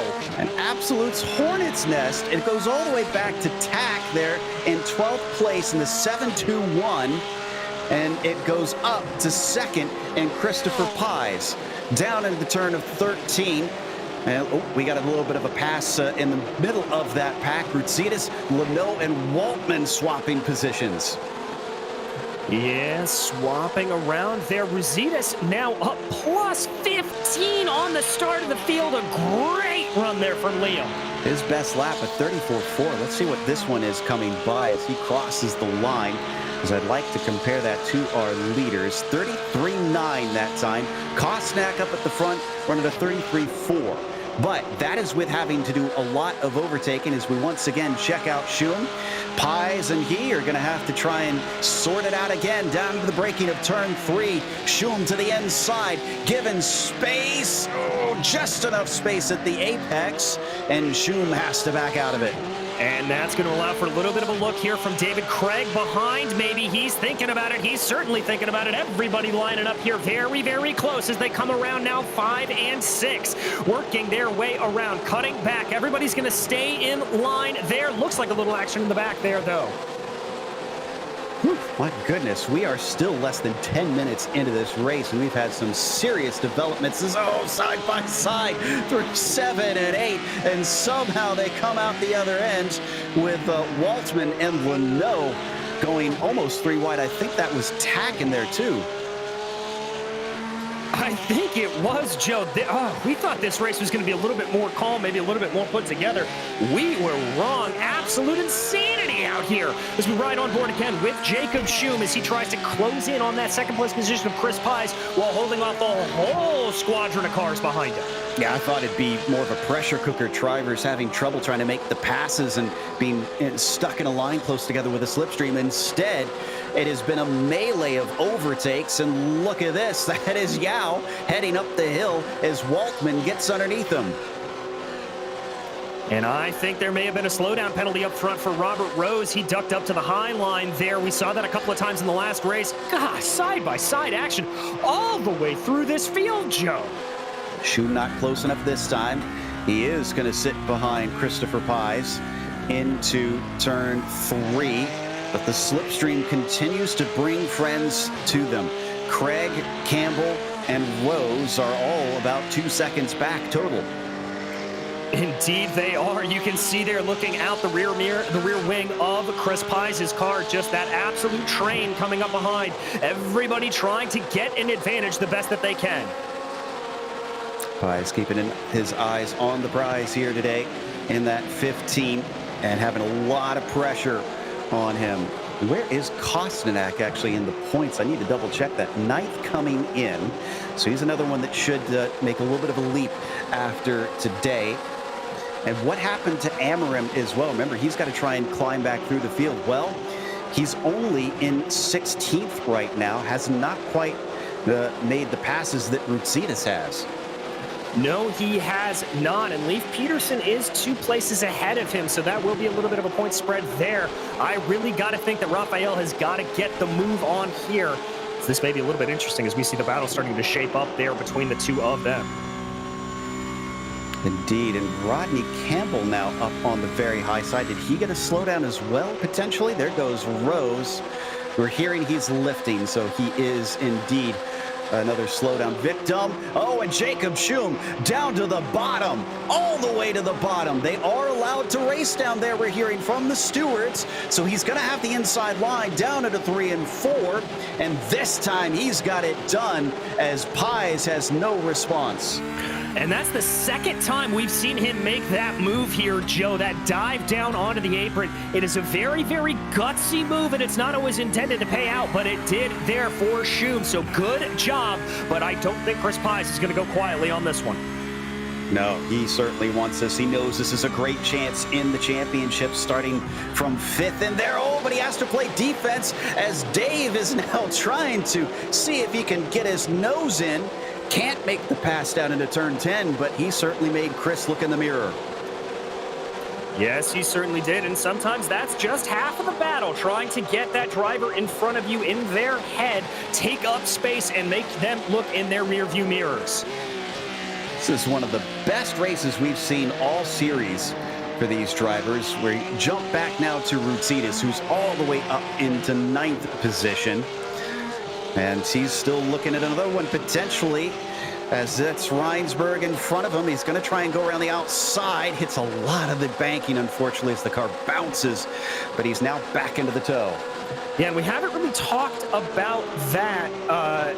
These cars, if they come up onto the banking a little bit too aggressively, they can damage the front splitter or the undertray of the car. But we ride on board with Routsitis here, trying to take a little bit of that draft. He's now trying to run the car downhill. That's a good move there. Go high, low, and bring that car onto the inside line of what will be turn 3. Now, he'll be at a disadvantage going into 4, but if he can outbrake him just like that, put that on a blackboard, teach it in class, that is how you get that move done, minus the little off track he almost had there on the exit. Yeah, Liam really pushing the limits there. And behind them, Charles Yao now seeing if he could maybe put another position down on Rick.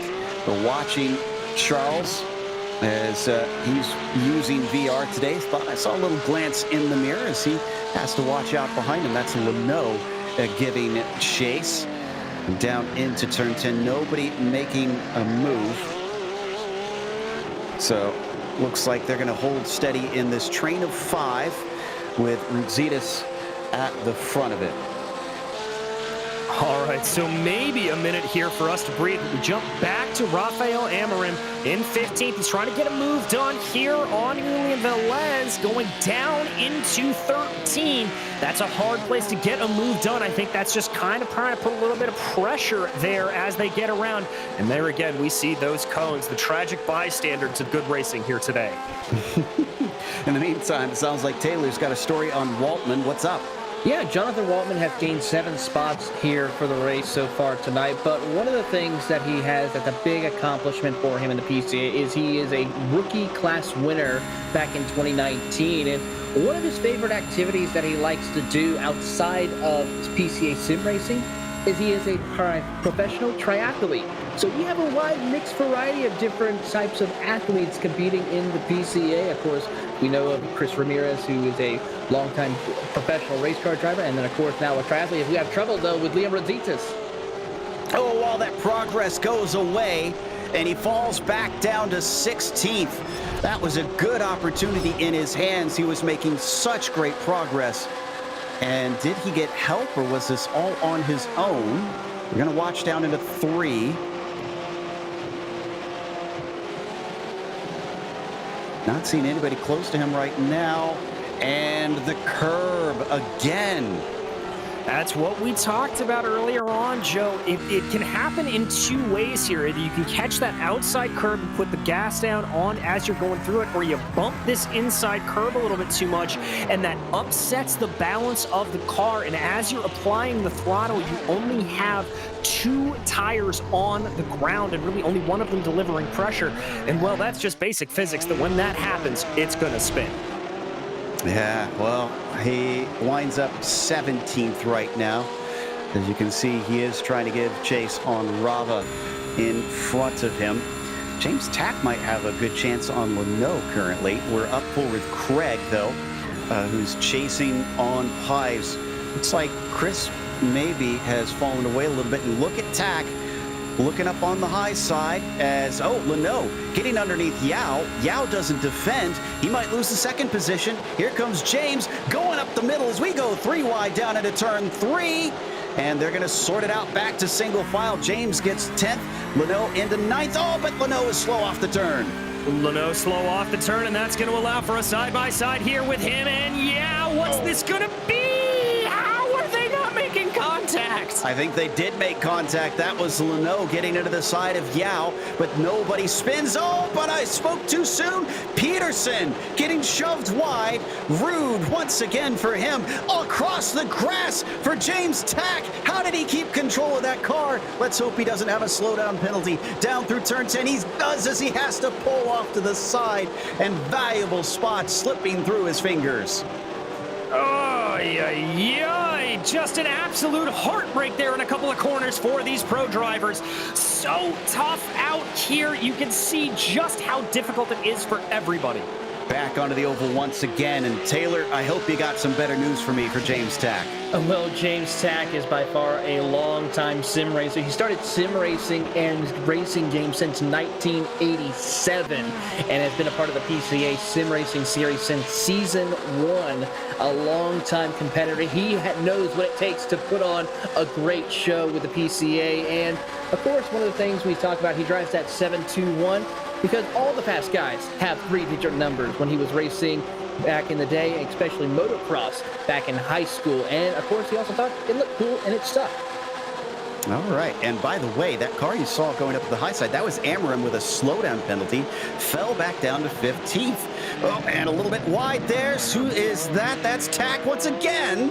Velez going to be able to slip by him into 12th place. Our quick drivers have been mistake-prone all day today.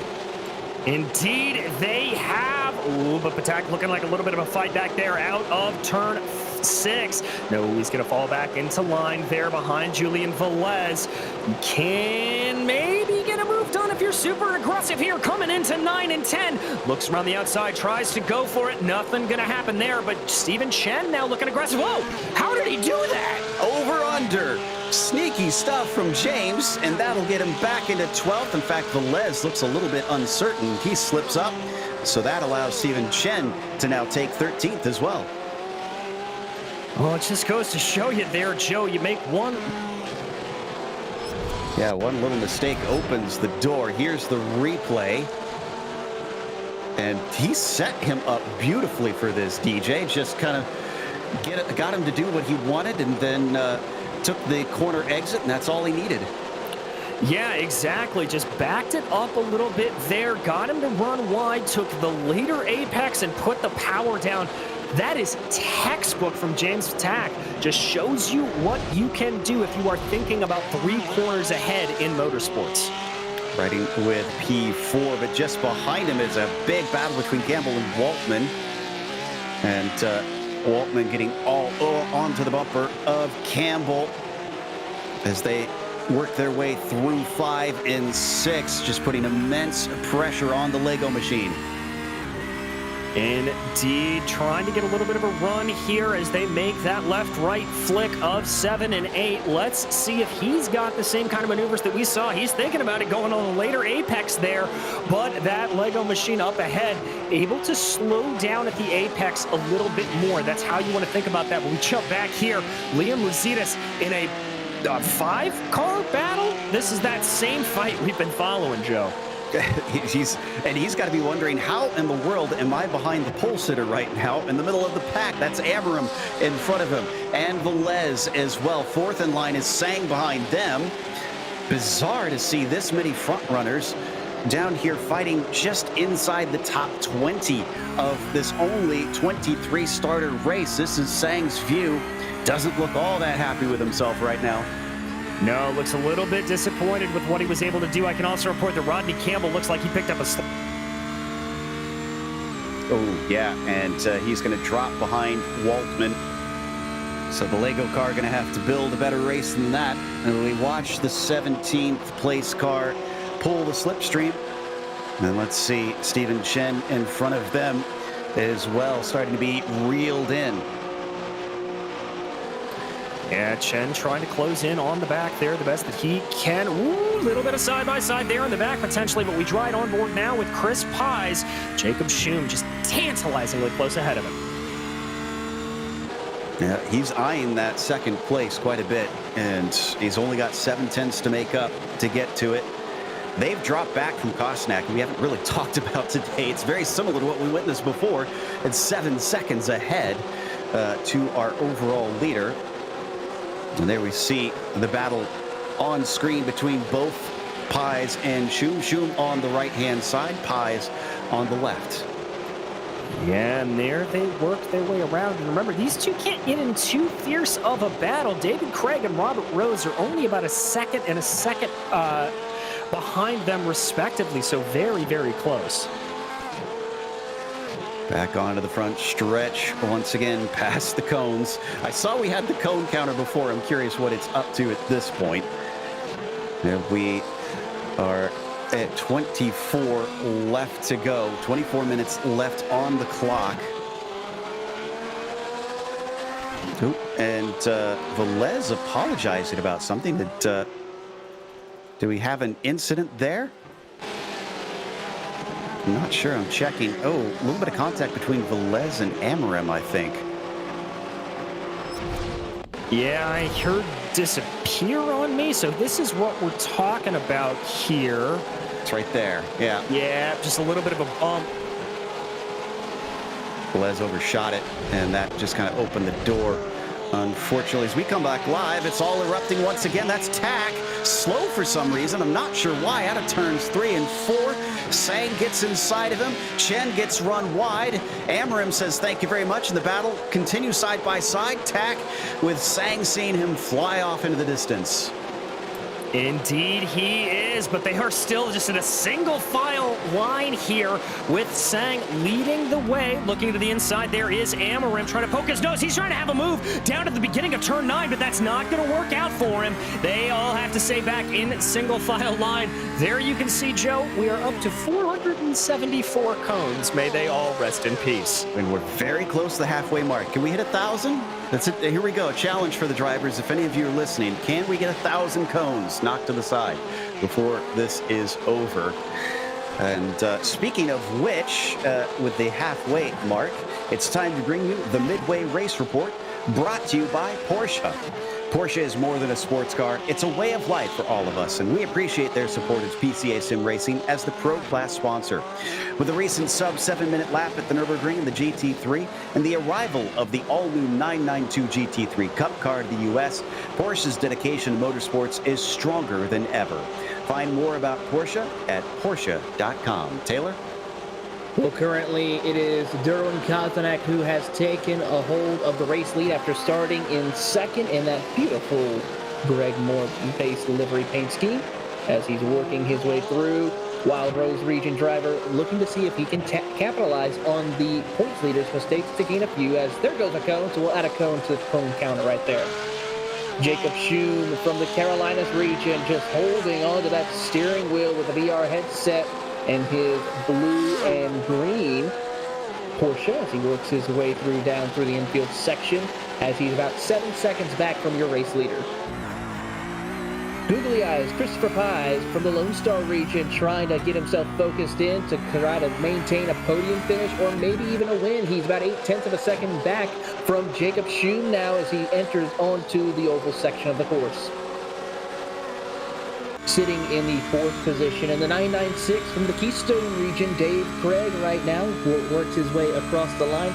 Started in 4th, has not gained or lost any, so a good quiet night for him in his silver Porsche. Robert Rose from the Shenandoah region in the 443 with the Bitcoin livery as he works his way through the circuit. Started in 7th, gained 2 spots since the drop of the green flag. Moving on to 6, we talked about him earlier on, Jonathan Waltman from the Santa Barbara region. Of course, a home track here for him as he works his way through. He's under immense pressure from a couple of cars behind him, but he sits in 6th after starting 14th.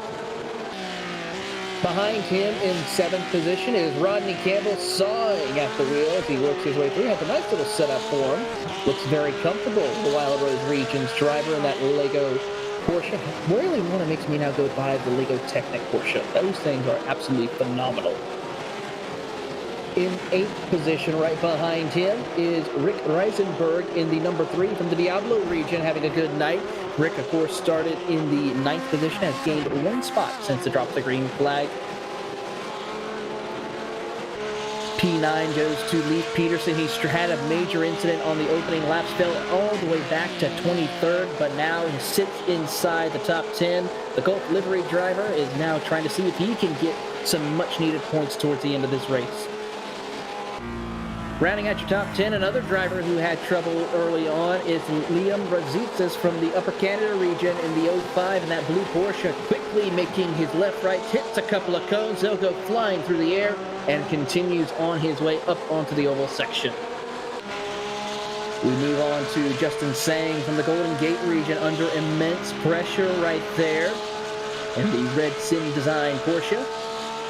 As he works his way down the front straightaway, he's under immense pressure from the 12th place Brumos Porsche of Rafael Amorim from the Peach State region. He's going to utilize the slipstream, maybe take an opportunity to make a pass before they enter turn 3. This is going to be a great battle between these two as they work their way into turn 3. Close call right there, as a matter of fact, as we slip on back to P13. James Tack from the Peach State region is in the popcorn position in that Hagerty Porsche. Beautiful paint job, of course, there to be driven out there on the circuit, as he is started just around, as I'm looking at timing and scoring, he started in the 17th position. It's gained 4 spots. Stephen Chen from the Diablo region, car number 8, having a quiet night for him as well. Gained 2 spots after starting in 16th in that silver Porsche. Moving on to Julian Velez in that yellow Northern New Jersey region's driver. Of course, if you need help with some real estate, let him help. If you look on the back of his Porsche as he works his way through the circuit, P15 after starting 19th, 4 spots gained. In the 16th position, it is Gabriel Albano in another Jägermeister Porsche. Another iconic paint scheme that was in the 70s. The Gold Coast region driver in the 131 has gained quite a few spots after starting in 22nd. 17th from the Mardi Gras region. It's going to be a party like Mardi Gras if he can gain a few more spots. Jean-Paul Leno is sitting in that 17th position. He started 13th, hoping to gain some more and continue on his way in his colorful Porsche as he comes through NASCAR 1 and 2. Charles Yao with a lot of Porsche memorabilia on screen, as you see here. The Finger Lakes region driver trying to be through an intense battle as he approaches turn 3. Can we go see 3 wide action? The answer is going to be not quite, but they're still going to be battling contact possibly made as Christian Arava from the Suncoast region, Florida region, with the Jakester Racing Porsche as he works his way through in number 88, gaining a spot. 19th goes to Charles Yao, of course, Christian Rapa, and then 20th is Dewey Kang in the number 32, who is started in 18th, has lost 2 positions in the zebra color Porsche, or the White Tiger Porsche. I actually apologize on that. Of course, Joe Stiffel drives the Orange Tiger Porsche. 21st position in the 44, Alberto Fonseca from the Pacific Northwest region rounds out your 21 car fields that are still out there on the circuit. Joe Sinclair and Joe Stiffel are out of tonight's race. And this concludes tonight's Midway Race Report, brought to you by Porsche. Big thank you to them as well as to Taylor for bringing us that run down through the fields. As we come back live, looking them try to come into the infield. This is for 4th place. Rose still putting the pressure on to Dave Craig, who started exactly where he sits right now, and the only driver in the top 5 who is still in the same spot that he began. Amorim and Rudzitas had just swapped positions a little bit farther down the order as well. They have still barely cracked into the top 10. In fact, their battle is for 10th as we head to Justin Sang behind them, giving us a front row view of the action. Yeah, indeed. Sang here on the popcorn position, watching those two taking a very wide line there out of turn 6. That is allowed, so he is able to do that. Indeed, don't need to go to it, but Dewey Kang had a bit of a spin. I think Charles Yao made some contact with him that helped make that happen. And as all this is going on, it just occurred to me that Pies has gathered up Schum to within half a second once again, and they're onto the main straight. Here we hop on board with the Texan, and you can see he should be able to gain. Does he attack is the question. He's got 15 minutes left to try and get back into P2. Well, Joe, if I'm in Pye's position here, I'd be doing pretty much exactly what he is. You see him starting a little bit higher, running down the hill on the banking. Now he's going to switch way out to the high line there. He's probably trying to get a better line through 3. Let's see what he can do. Looking for a little bit of a crossover maybe as they come into the infield. No, Pye's not close enough to make it work. So we once again watch the two cameras of these battling podium drivers. They're about 2.5 seconds ahead of Craig. Ooh, and a little wide run there for the 15 of Christopher Pies, but thankfully did not clip the grass in it. Looks like I see Charles Yao into pit lane. We'll see if we can get some information on that. Send Taylor to check out what's going on there. But as we now see, he's just trundling along, just shaking his head a little bit. We're seeing 11 incidents, and that isn't always accurate from our end, so I wonder... Oh, and we're hearing 11 is accurate. Now, it's... Oh, and it is 11 incidents, so excuse me, so it's one less than what we have for the club class, so that is an official drive-through from iRacing. He's been a naughty boy, unfortunately. Back to the racing here on track with Campbell and Peterson fighting for 7th. Yeah, indeed. Peterson, remember, trying to climb his way back up through the field, able to get out a little bit more momentum carrying on to the main straight there. He's got a good draft on Rodney Campbell ahead of him, but Campbell hugs that low line there. But is there enough speed in that machine from Leif Peterson to be able to carry him around the outside? Here they go. Holding on even with that high line and the longer racing line. Early braking from Campbell, not willing to fight it. He lets Leif Peterson go back into 7th. Remember, Leif started this race in 3rd, so he's still not back to where he began. No, he's not. He's got a lot of work to do, but we focus back up here in that battle for the podium positions. Google coming off of 5 and 6 once again, and Peterson would love to be where Chris Pies is, where he began this race. Pies now about 0.4 of a second back, but as we've seen, the slipstream has kept fights hot on the oval portion of this race. And I just realized we haven't gone to Taylor for our trivia yet. Taylor, do you have a question for us for the final race of the evening? Oh, never mind, we do not. So, as we continue to watch the battle for P2, the 56 ahead of the 15. Ooh, and this is much closer this time. Could he get by before they even get to NASCAR 1 and 2 and actually chop down in front of him? No. Not able to get it done there, but he's at least going to try it around the outside, holding it out. Now, this is the same line that we've seen many times here. Let's see what Chris Pies can do. Can he make that momentum work? It looks like he's got a nose ahead. A little bit later on the braking, the course will switch back to him if he can keep a nose in it, but he's not able to get it done. It has just been supremely hard through there. Oh, and Campbell just went by Peterson again. What was that about? Is there some... Oh, Peterson had a slowdown penalty, it looks like. Yes. Oh, goodness. So, continuing to watch now behind the 62 once again. This has been a frustrating day for Peterson, and Tack is spun on the exit of turn 3. This was a self-spin from the 7-2-1. I'm not sure what that was there, Joe. That was strange. Okay, so here we're going to look at the replay. Maybe just pushing a little bit too hard. Maybe the red mist down here. Let's watch. Yeah, I can't really tell you unless he just maybe had too much brake in it, locked the rears, and around it went.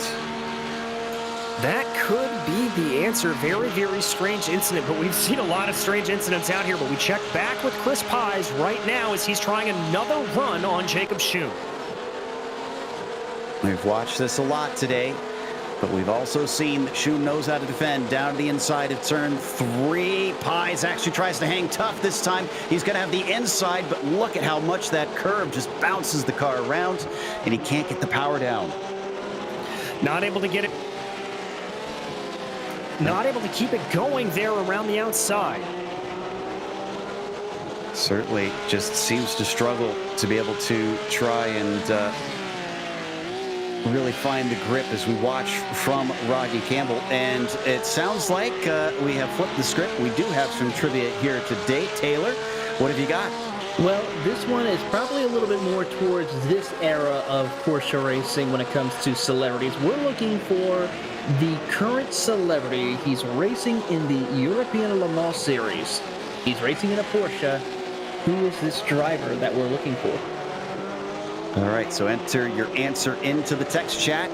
If we see someone answer it right, we'll mention you on air. Meanwhile, here's our drivers on air today, all 6 of them giving us a live perspective of what it's like inside the virtual cockpit here at the pro level in the PCA Sim Racing Series presented by Hagerty. And look at this. P2 has never been all that more distant than about half a second. Right now it's coming down to a 1/10 of a second between them, but this time, is Pies lifting maybe? Is he trying to set himself up for a run, make it a little bit different here? He comes and pokes his nose out. He's going to try and get by him on the first apex. Once again, super shallow on the second one, and that just isn't going to do the trick. Yeah, Joe, really one of the only ways we've been able to see that move get done through there is if you're able to run a good crossover move as they get around, and not able to get it there through 5 and 6. Very wide exit there for Jacob Schum, though. This might come down to the last lap. I hope it doesn't come to blows, though, as drivers will have to be respectful all the way to the end. Trying to cut back on him. Look at that, diming off the corner. Going for something different here. Is this going to allow Pies to attack into turn 13? He seems to think so. Tries to look for the inside. Schum covers him off down into the chicane. Will he be able to outbrake him? No, but he could try and gun it off the corner with the shallow entry from Schum. Still no. Still not able to do it. Jacob Schum doing a great job to be able to hold on.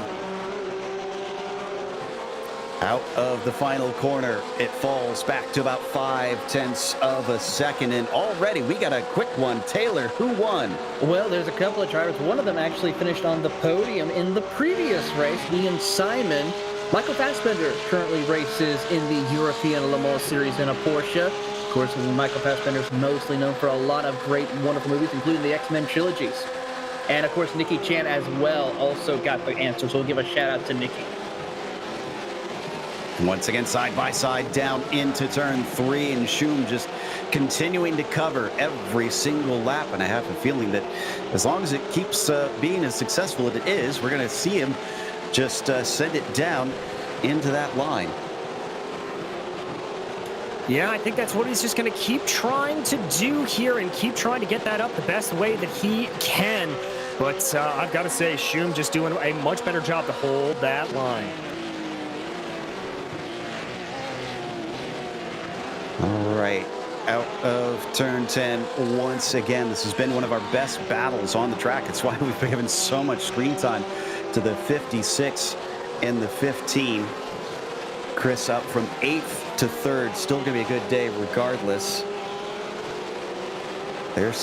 Are they being caught a little bit by Craig? Looks like just marginally. I think it was at 2.5 seconds. Dave now down to about 1.9 seconds, and Rose riding his coattails. Yes, indeed. So we may have a little bit of a battle here shaping up as things continue to go around. We ride on board with Craig right here. He can watch it. He's been seeing it. He wants them to fight all the more, hoping that he can maybe get onto the podium here. As I said, he's been stuck in fourth essentially since the drop of the green. We're down to 5 minutes left. He sees in his mirrors the green and white number 443. Oh, and Schum under attack. Schum side by side, almost making car contact this time between the pair of them.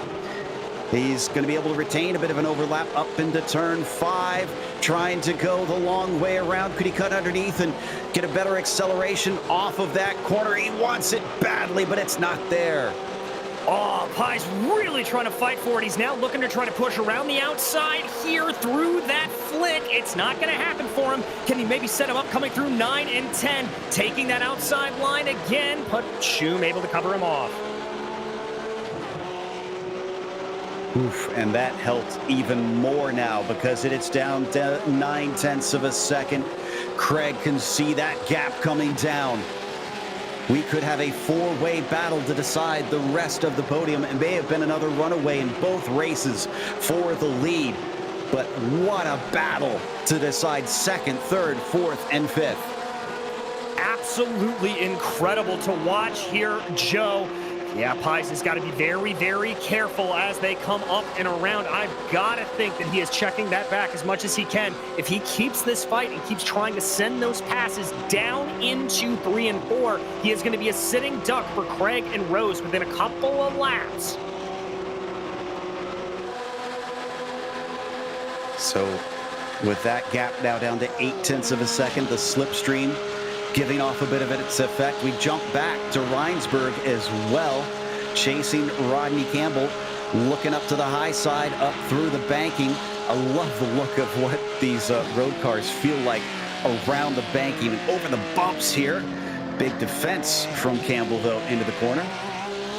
Yeah, Campbell trying to hold that out the best that he can, making sure that he can do it. Oh, Reisenberg trying to put pressure on their big hop of the curve, though.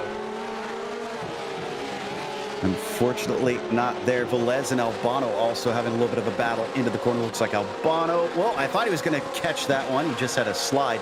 Velez will deny him on that one.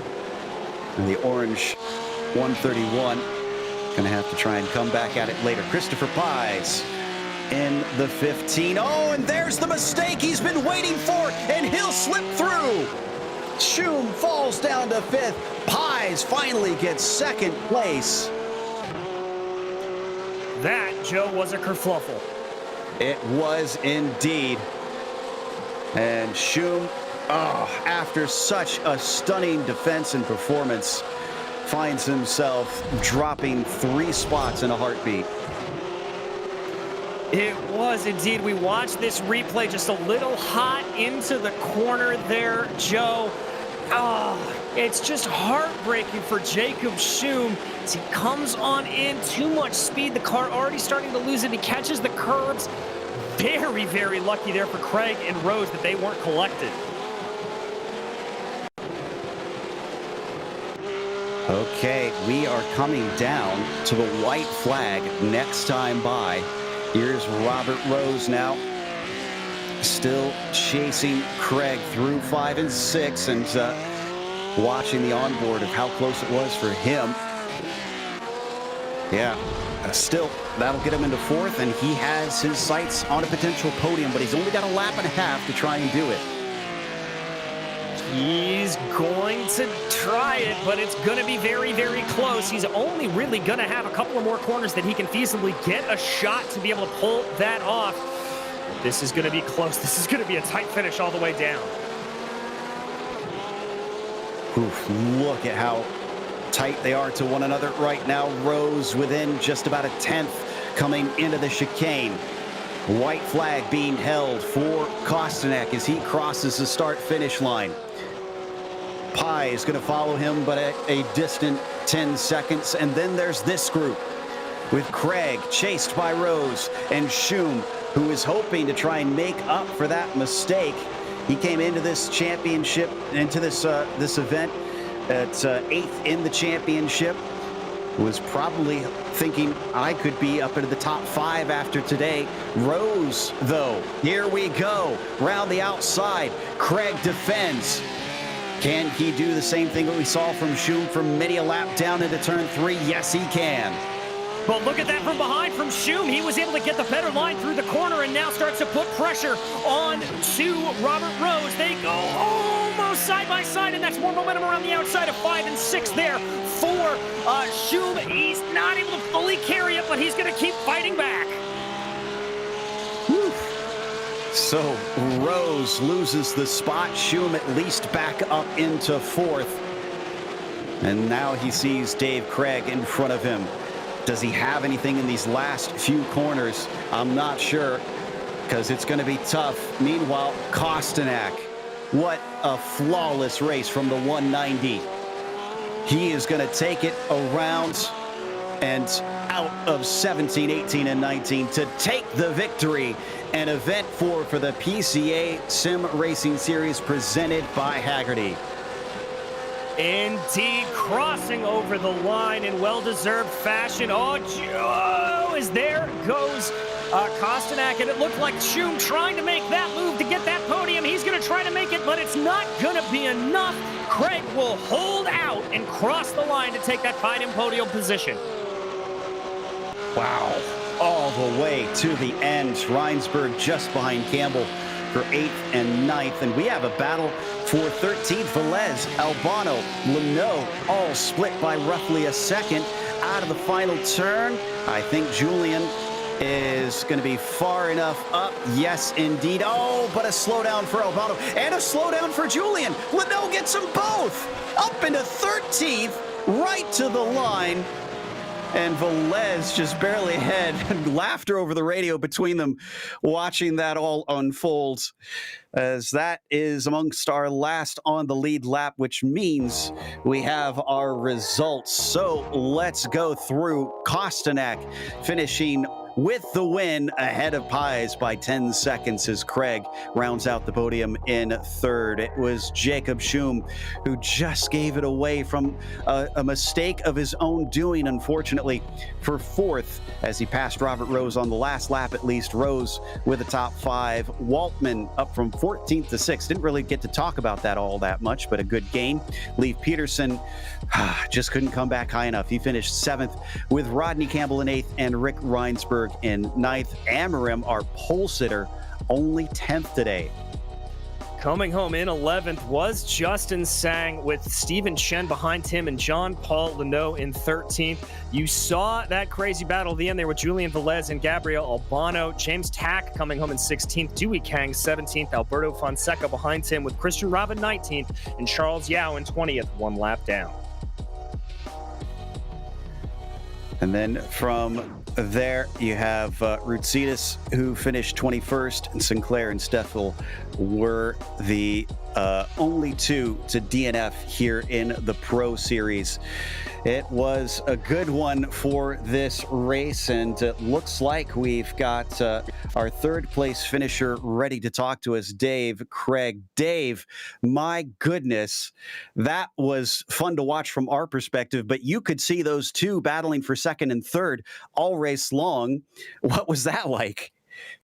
Well, it was frustrating. I was doing pretty well hanging with those guys, and then I got a slowdown penalty. I actually had 2 slowdown penalties during the race, so that set me back a little bit, and then it was just kind of a waiting game. So yeah, just waiting and sort of crossing my fingers and hoping something would happen up there, because I wasn't going to be able to catch them on pure pace. Well, in the end, it kind of did. You got one of them. But this 3rd place, with this Pro Series as competitive as it is, does that seem like a victory to you? Yeah, it certainly helps in the points a lot. Feels good to run up front and qualify well and then survive the first lap. That's really what this was all about. I mean, turn 3 and 4 were chaos on the first lap, and I happened to make it through. And then I happened to miss the spin at the end, so it was close. So yeah, just sort of picked my way through the incidents and kept my car straight, and ran at a pace that I knew I could do repeatable laps. So it's good for that to pay off. Speaking of being able to repeat, we head off to the Nurburgring. You've got momentum on your side now. What's the goal for there? Hopefully more of the same. It's a track I'm pretty familiar with. I like it. It's a fun track, and our guys are already working on some sessions this week to talk about racecraft and technique at that track in particular. So I'll study up and try my best next Friday. All right. Well, best of luck. Is there anybody you want to thank for today's third place? Yeah, definitely want to thank Zone Group 2 and 4 for the events they put on to train for this, my family and friends watching, and my wife upstairs taking care of the dog. Great stuff there from Dave Craig, who has his partner, thankfully, being able to distract the pets so that they don't interrupt the race. In the meantime, DJ has Christopher Pies with him, who finished second today with a lot happening out on track. Chris, I got to ask you about the obvious, man. Multi-lap battle with Schum and basically eventually forcing Jacob into a mistake. Talk me through your mentality with that. Yeah. First off, hats off to Schum. I mean, he has developed so much as a driver over these past few years. I mean, I was not pulling any punches. I was driving my hardest to keep up with him. But yeah, when I was in front of him early on in the race, I saw P1 was driving away from us, and I was trying to get him to work with me, and then he finally got by me, and I just figured I'd just stay in his toe, save some tires a little bit. And when we got to about 15 minutes left, I was like, all right, we're not going to catch P1. I gotta turn it on. So just planned on filling up his mirrors and making him know that I was back there and hoping for a mistake, because that was the only way I was going to get by him. And fortunately for me, unfortunately for him, he did make that mistake. Well, on a race like this where it is a lot harder to pass, are you a little bit more cautious about making those moves, or are you thinking a little bit more of that sort of like, temptation of oh, I can make it here? How does your mentality go in that situation? Yeah, I mean, it's a good question. So especially going through that complicated, tight 3-4 little left-right complex that we've got here at Auto Club, I know if I try to take that too wide with Schum or anybody else, we're going to be slower to the rest of the field. So, it's a long race. Wanted to see how it kind of shake up and see where the places were if we were going to gain on P1. It didn't look like it was going to happen. So at that point, I was cognizant of Dave behind us in P3. He was coming and catching us when we started racing there towards the end. But I always want to make sure that, I've got some space up front and space behind so we don't lose too much to the field when I make a move like that. Well, gotcha. Chris, anybody you'd like to thank for this second place here today?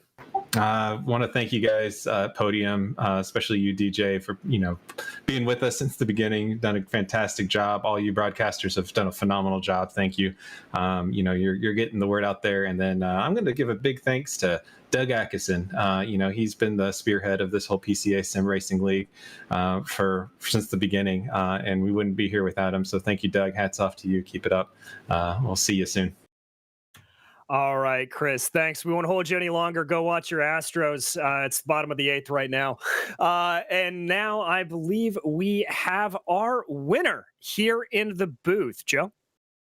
We do indeed. Derwin Kostnak, who probably had the calmest race of everybody.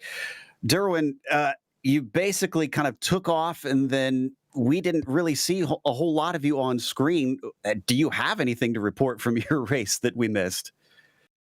Well, let me just say that this was unexpected for sure. I was pleased, of course, to qualify second on the grid there. And then once we got the race underway, coming in through turn 1 and then turn 2, I noticed that something happened behind me, which gave Raphael and me a bit of a gap. And then coming around into lap 2, Raphael took a little bit too much curb on turn 2 there and probably just stood on the gas a bit too much and went around, and that gave me the lead. And then it's like, okay, let's just go. And then it was, can I maintain a gap for 43 minutes, or whatever it was. So seeing that Chris and Jacob were fighting a lot, I was slowly eking out a gap. But, by the time all was said and done, it was enough. But I was just trying to keep it error-free all race long. And from our perspective, it seems like you managed to do that. Is this your first victory in the series, in the PCA, or are you adding to a tally? In the large groups like this, I've won a number of races in the Wild West Zone championships that we had earlier in the year. But this was my first win in the full PCA race. So yeah, definitely a pleasant day today for sure. Yeah, it certainly seems like it. Well, obviously every driver, once they get one, they want more. So at the Nurburgring, is this repeatable? Amarim's been pretty strong so far this season, so I have to imagine if you don't get a mistake out of him, it might be a little tougher. Oh yeah, for sure it will be. I was just looking. He got the fastest lap of 1:33 even, and my fastest lap was 3.5 tenths behind. So if he hadn't made that mistake, I don't know how long I would have been able to stay with him. So it really does come down to racecraft for me. I don't have the outright speed to take on Raphael one-on-one, but if the race happens, that's all I can count on. Well, regardless, with this being your first one in the main series, I have to ask who helped make the win happen? Well, I definitely have to thank my wife for understanding my hobby, and especially, taking up 8 Friday nights in a row to to do this race series is a sacrifice I'm glad that she was willing to make. I'm glad she was willing to let you to come out and race because it was a joy getting to see you take that maiden victory. Congratulations. That was Derwin Kostanek, our winner here for the pro class. And that is going to wrap us up, of course. There is our cone count. Oh, too shy. 2 cones shy. Come on, guys. So we were so close to getting a thousand. And well, despite that little bit of disappointment, it was a fun night tonight here at Auto Club, and we'll see you next time at the Nurburgring for the challenge in sport classes. It all kicks off at 9 p.m. Eastern on Wednesday, October 27th, live here on Podium Esports. Thank you so much to our title sponsor, Hagerty, as well as the series sponsor, of course, Michelin and Porsche. A big thank you to the steering committee at PCA Sim Racing, and a huge thanks to our team tonight, Taylor, DJ, Ryan, Eric, and Dougie. Also, none of this is possible without those behind the scenes at Podium Esports, James Pike, Gary Sexton, Cisco Scaramuza, and John Theodore. Thank you so much for watching tonight's broadcast of PCA Sim Racing presented by Hagerty. I'm Joe Peak, and I'll see you on the track.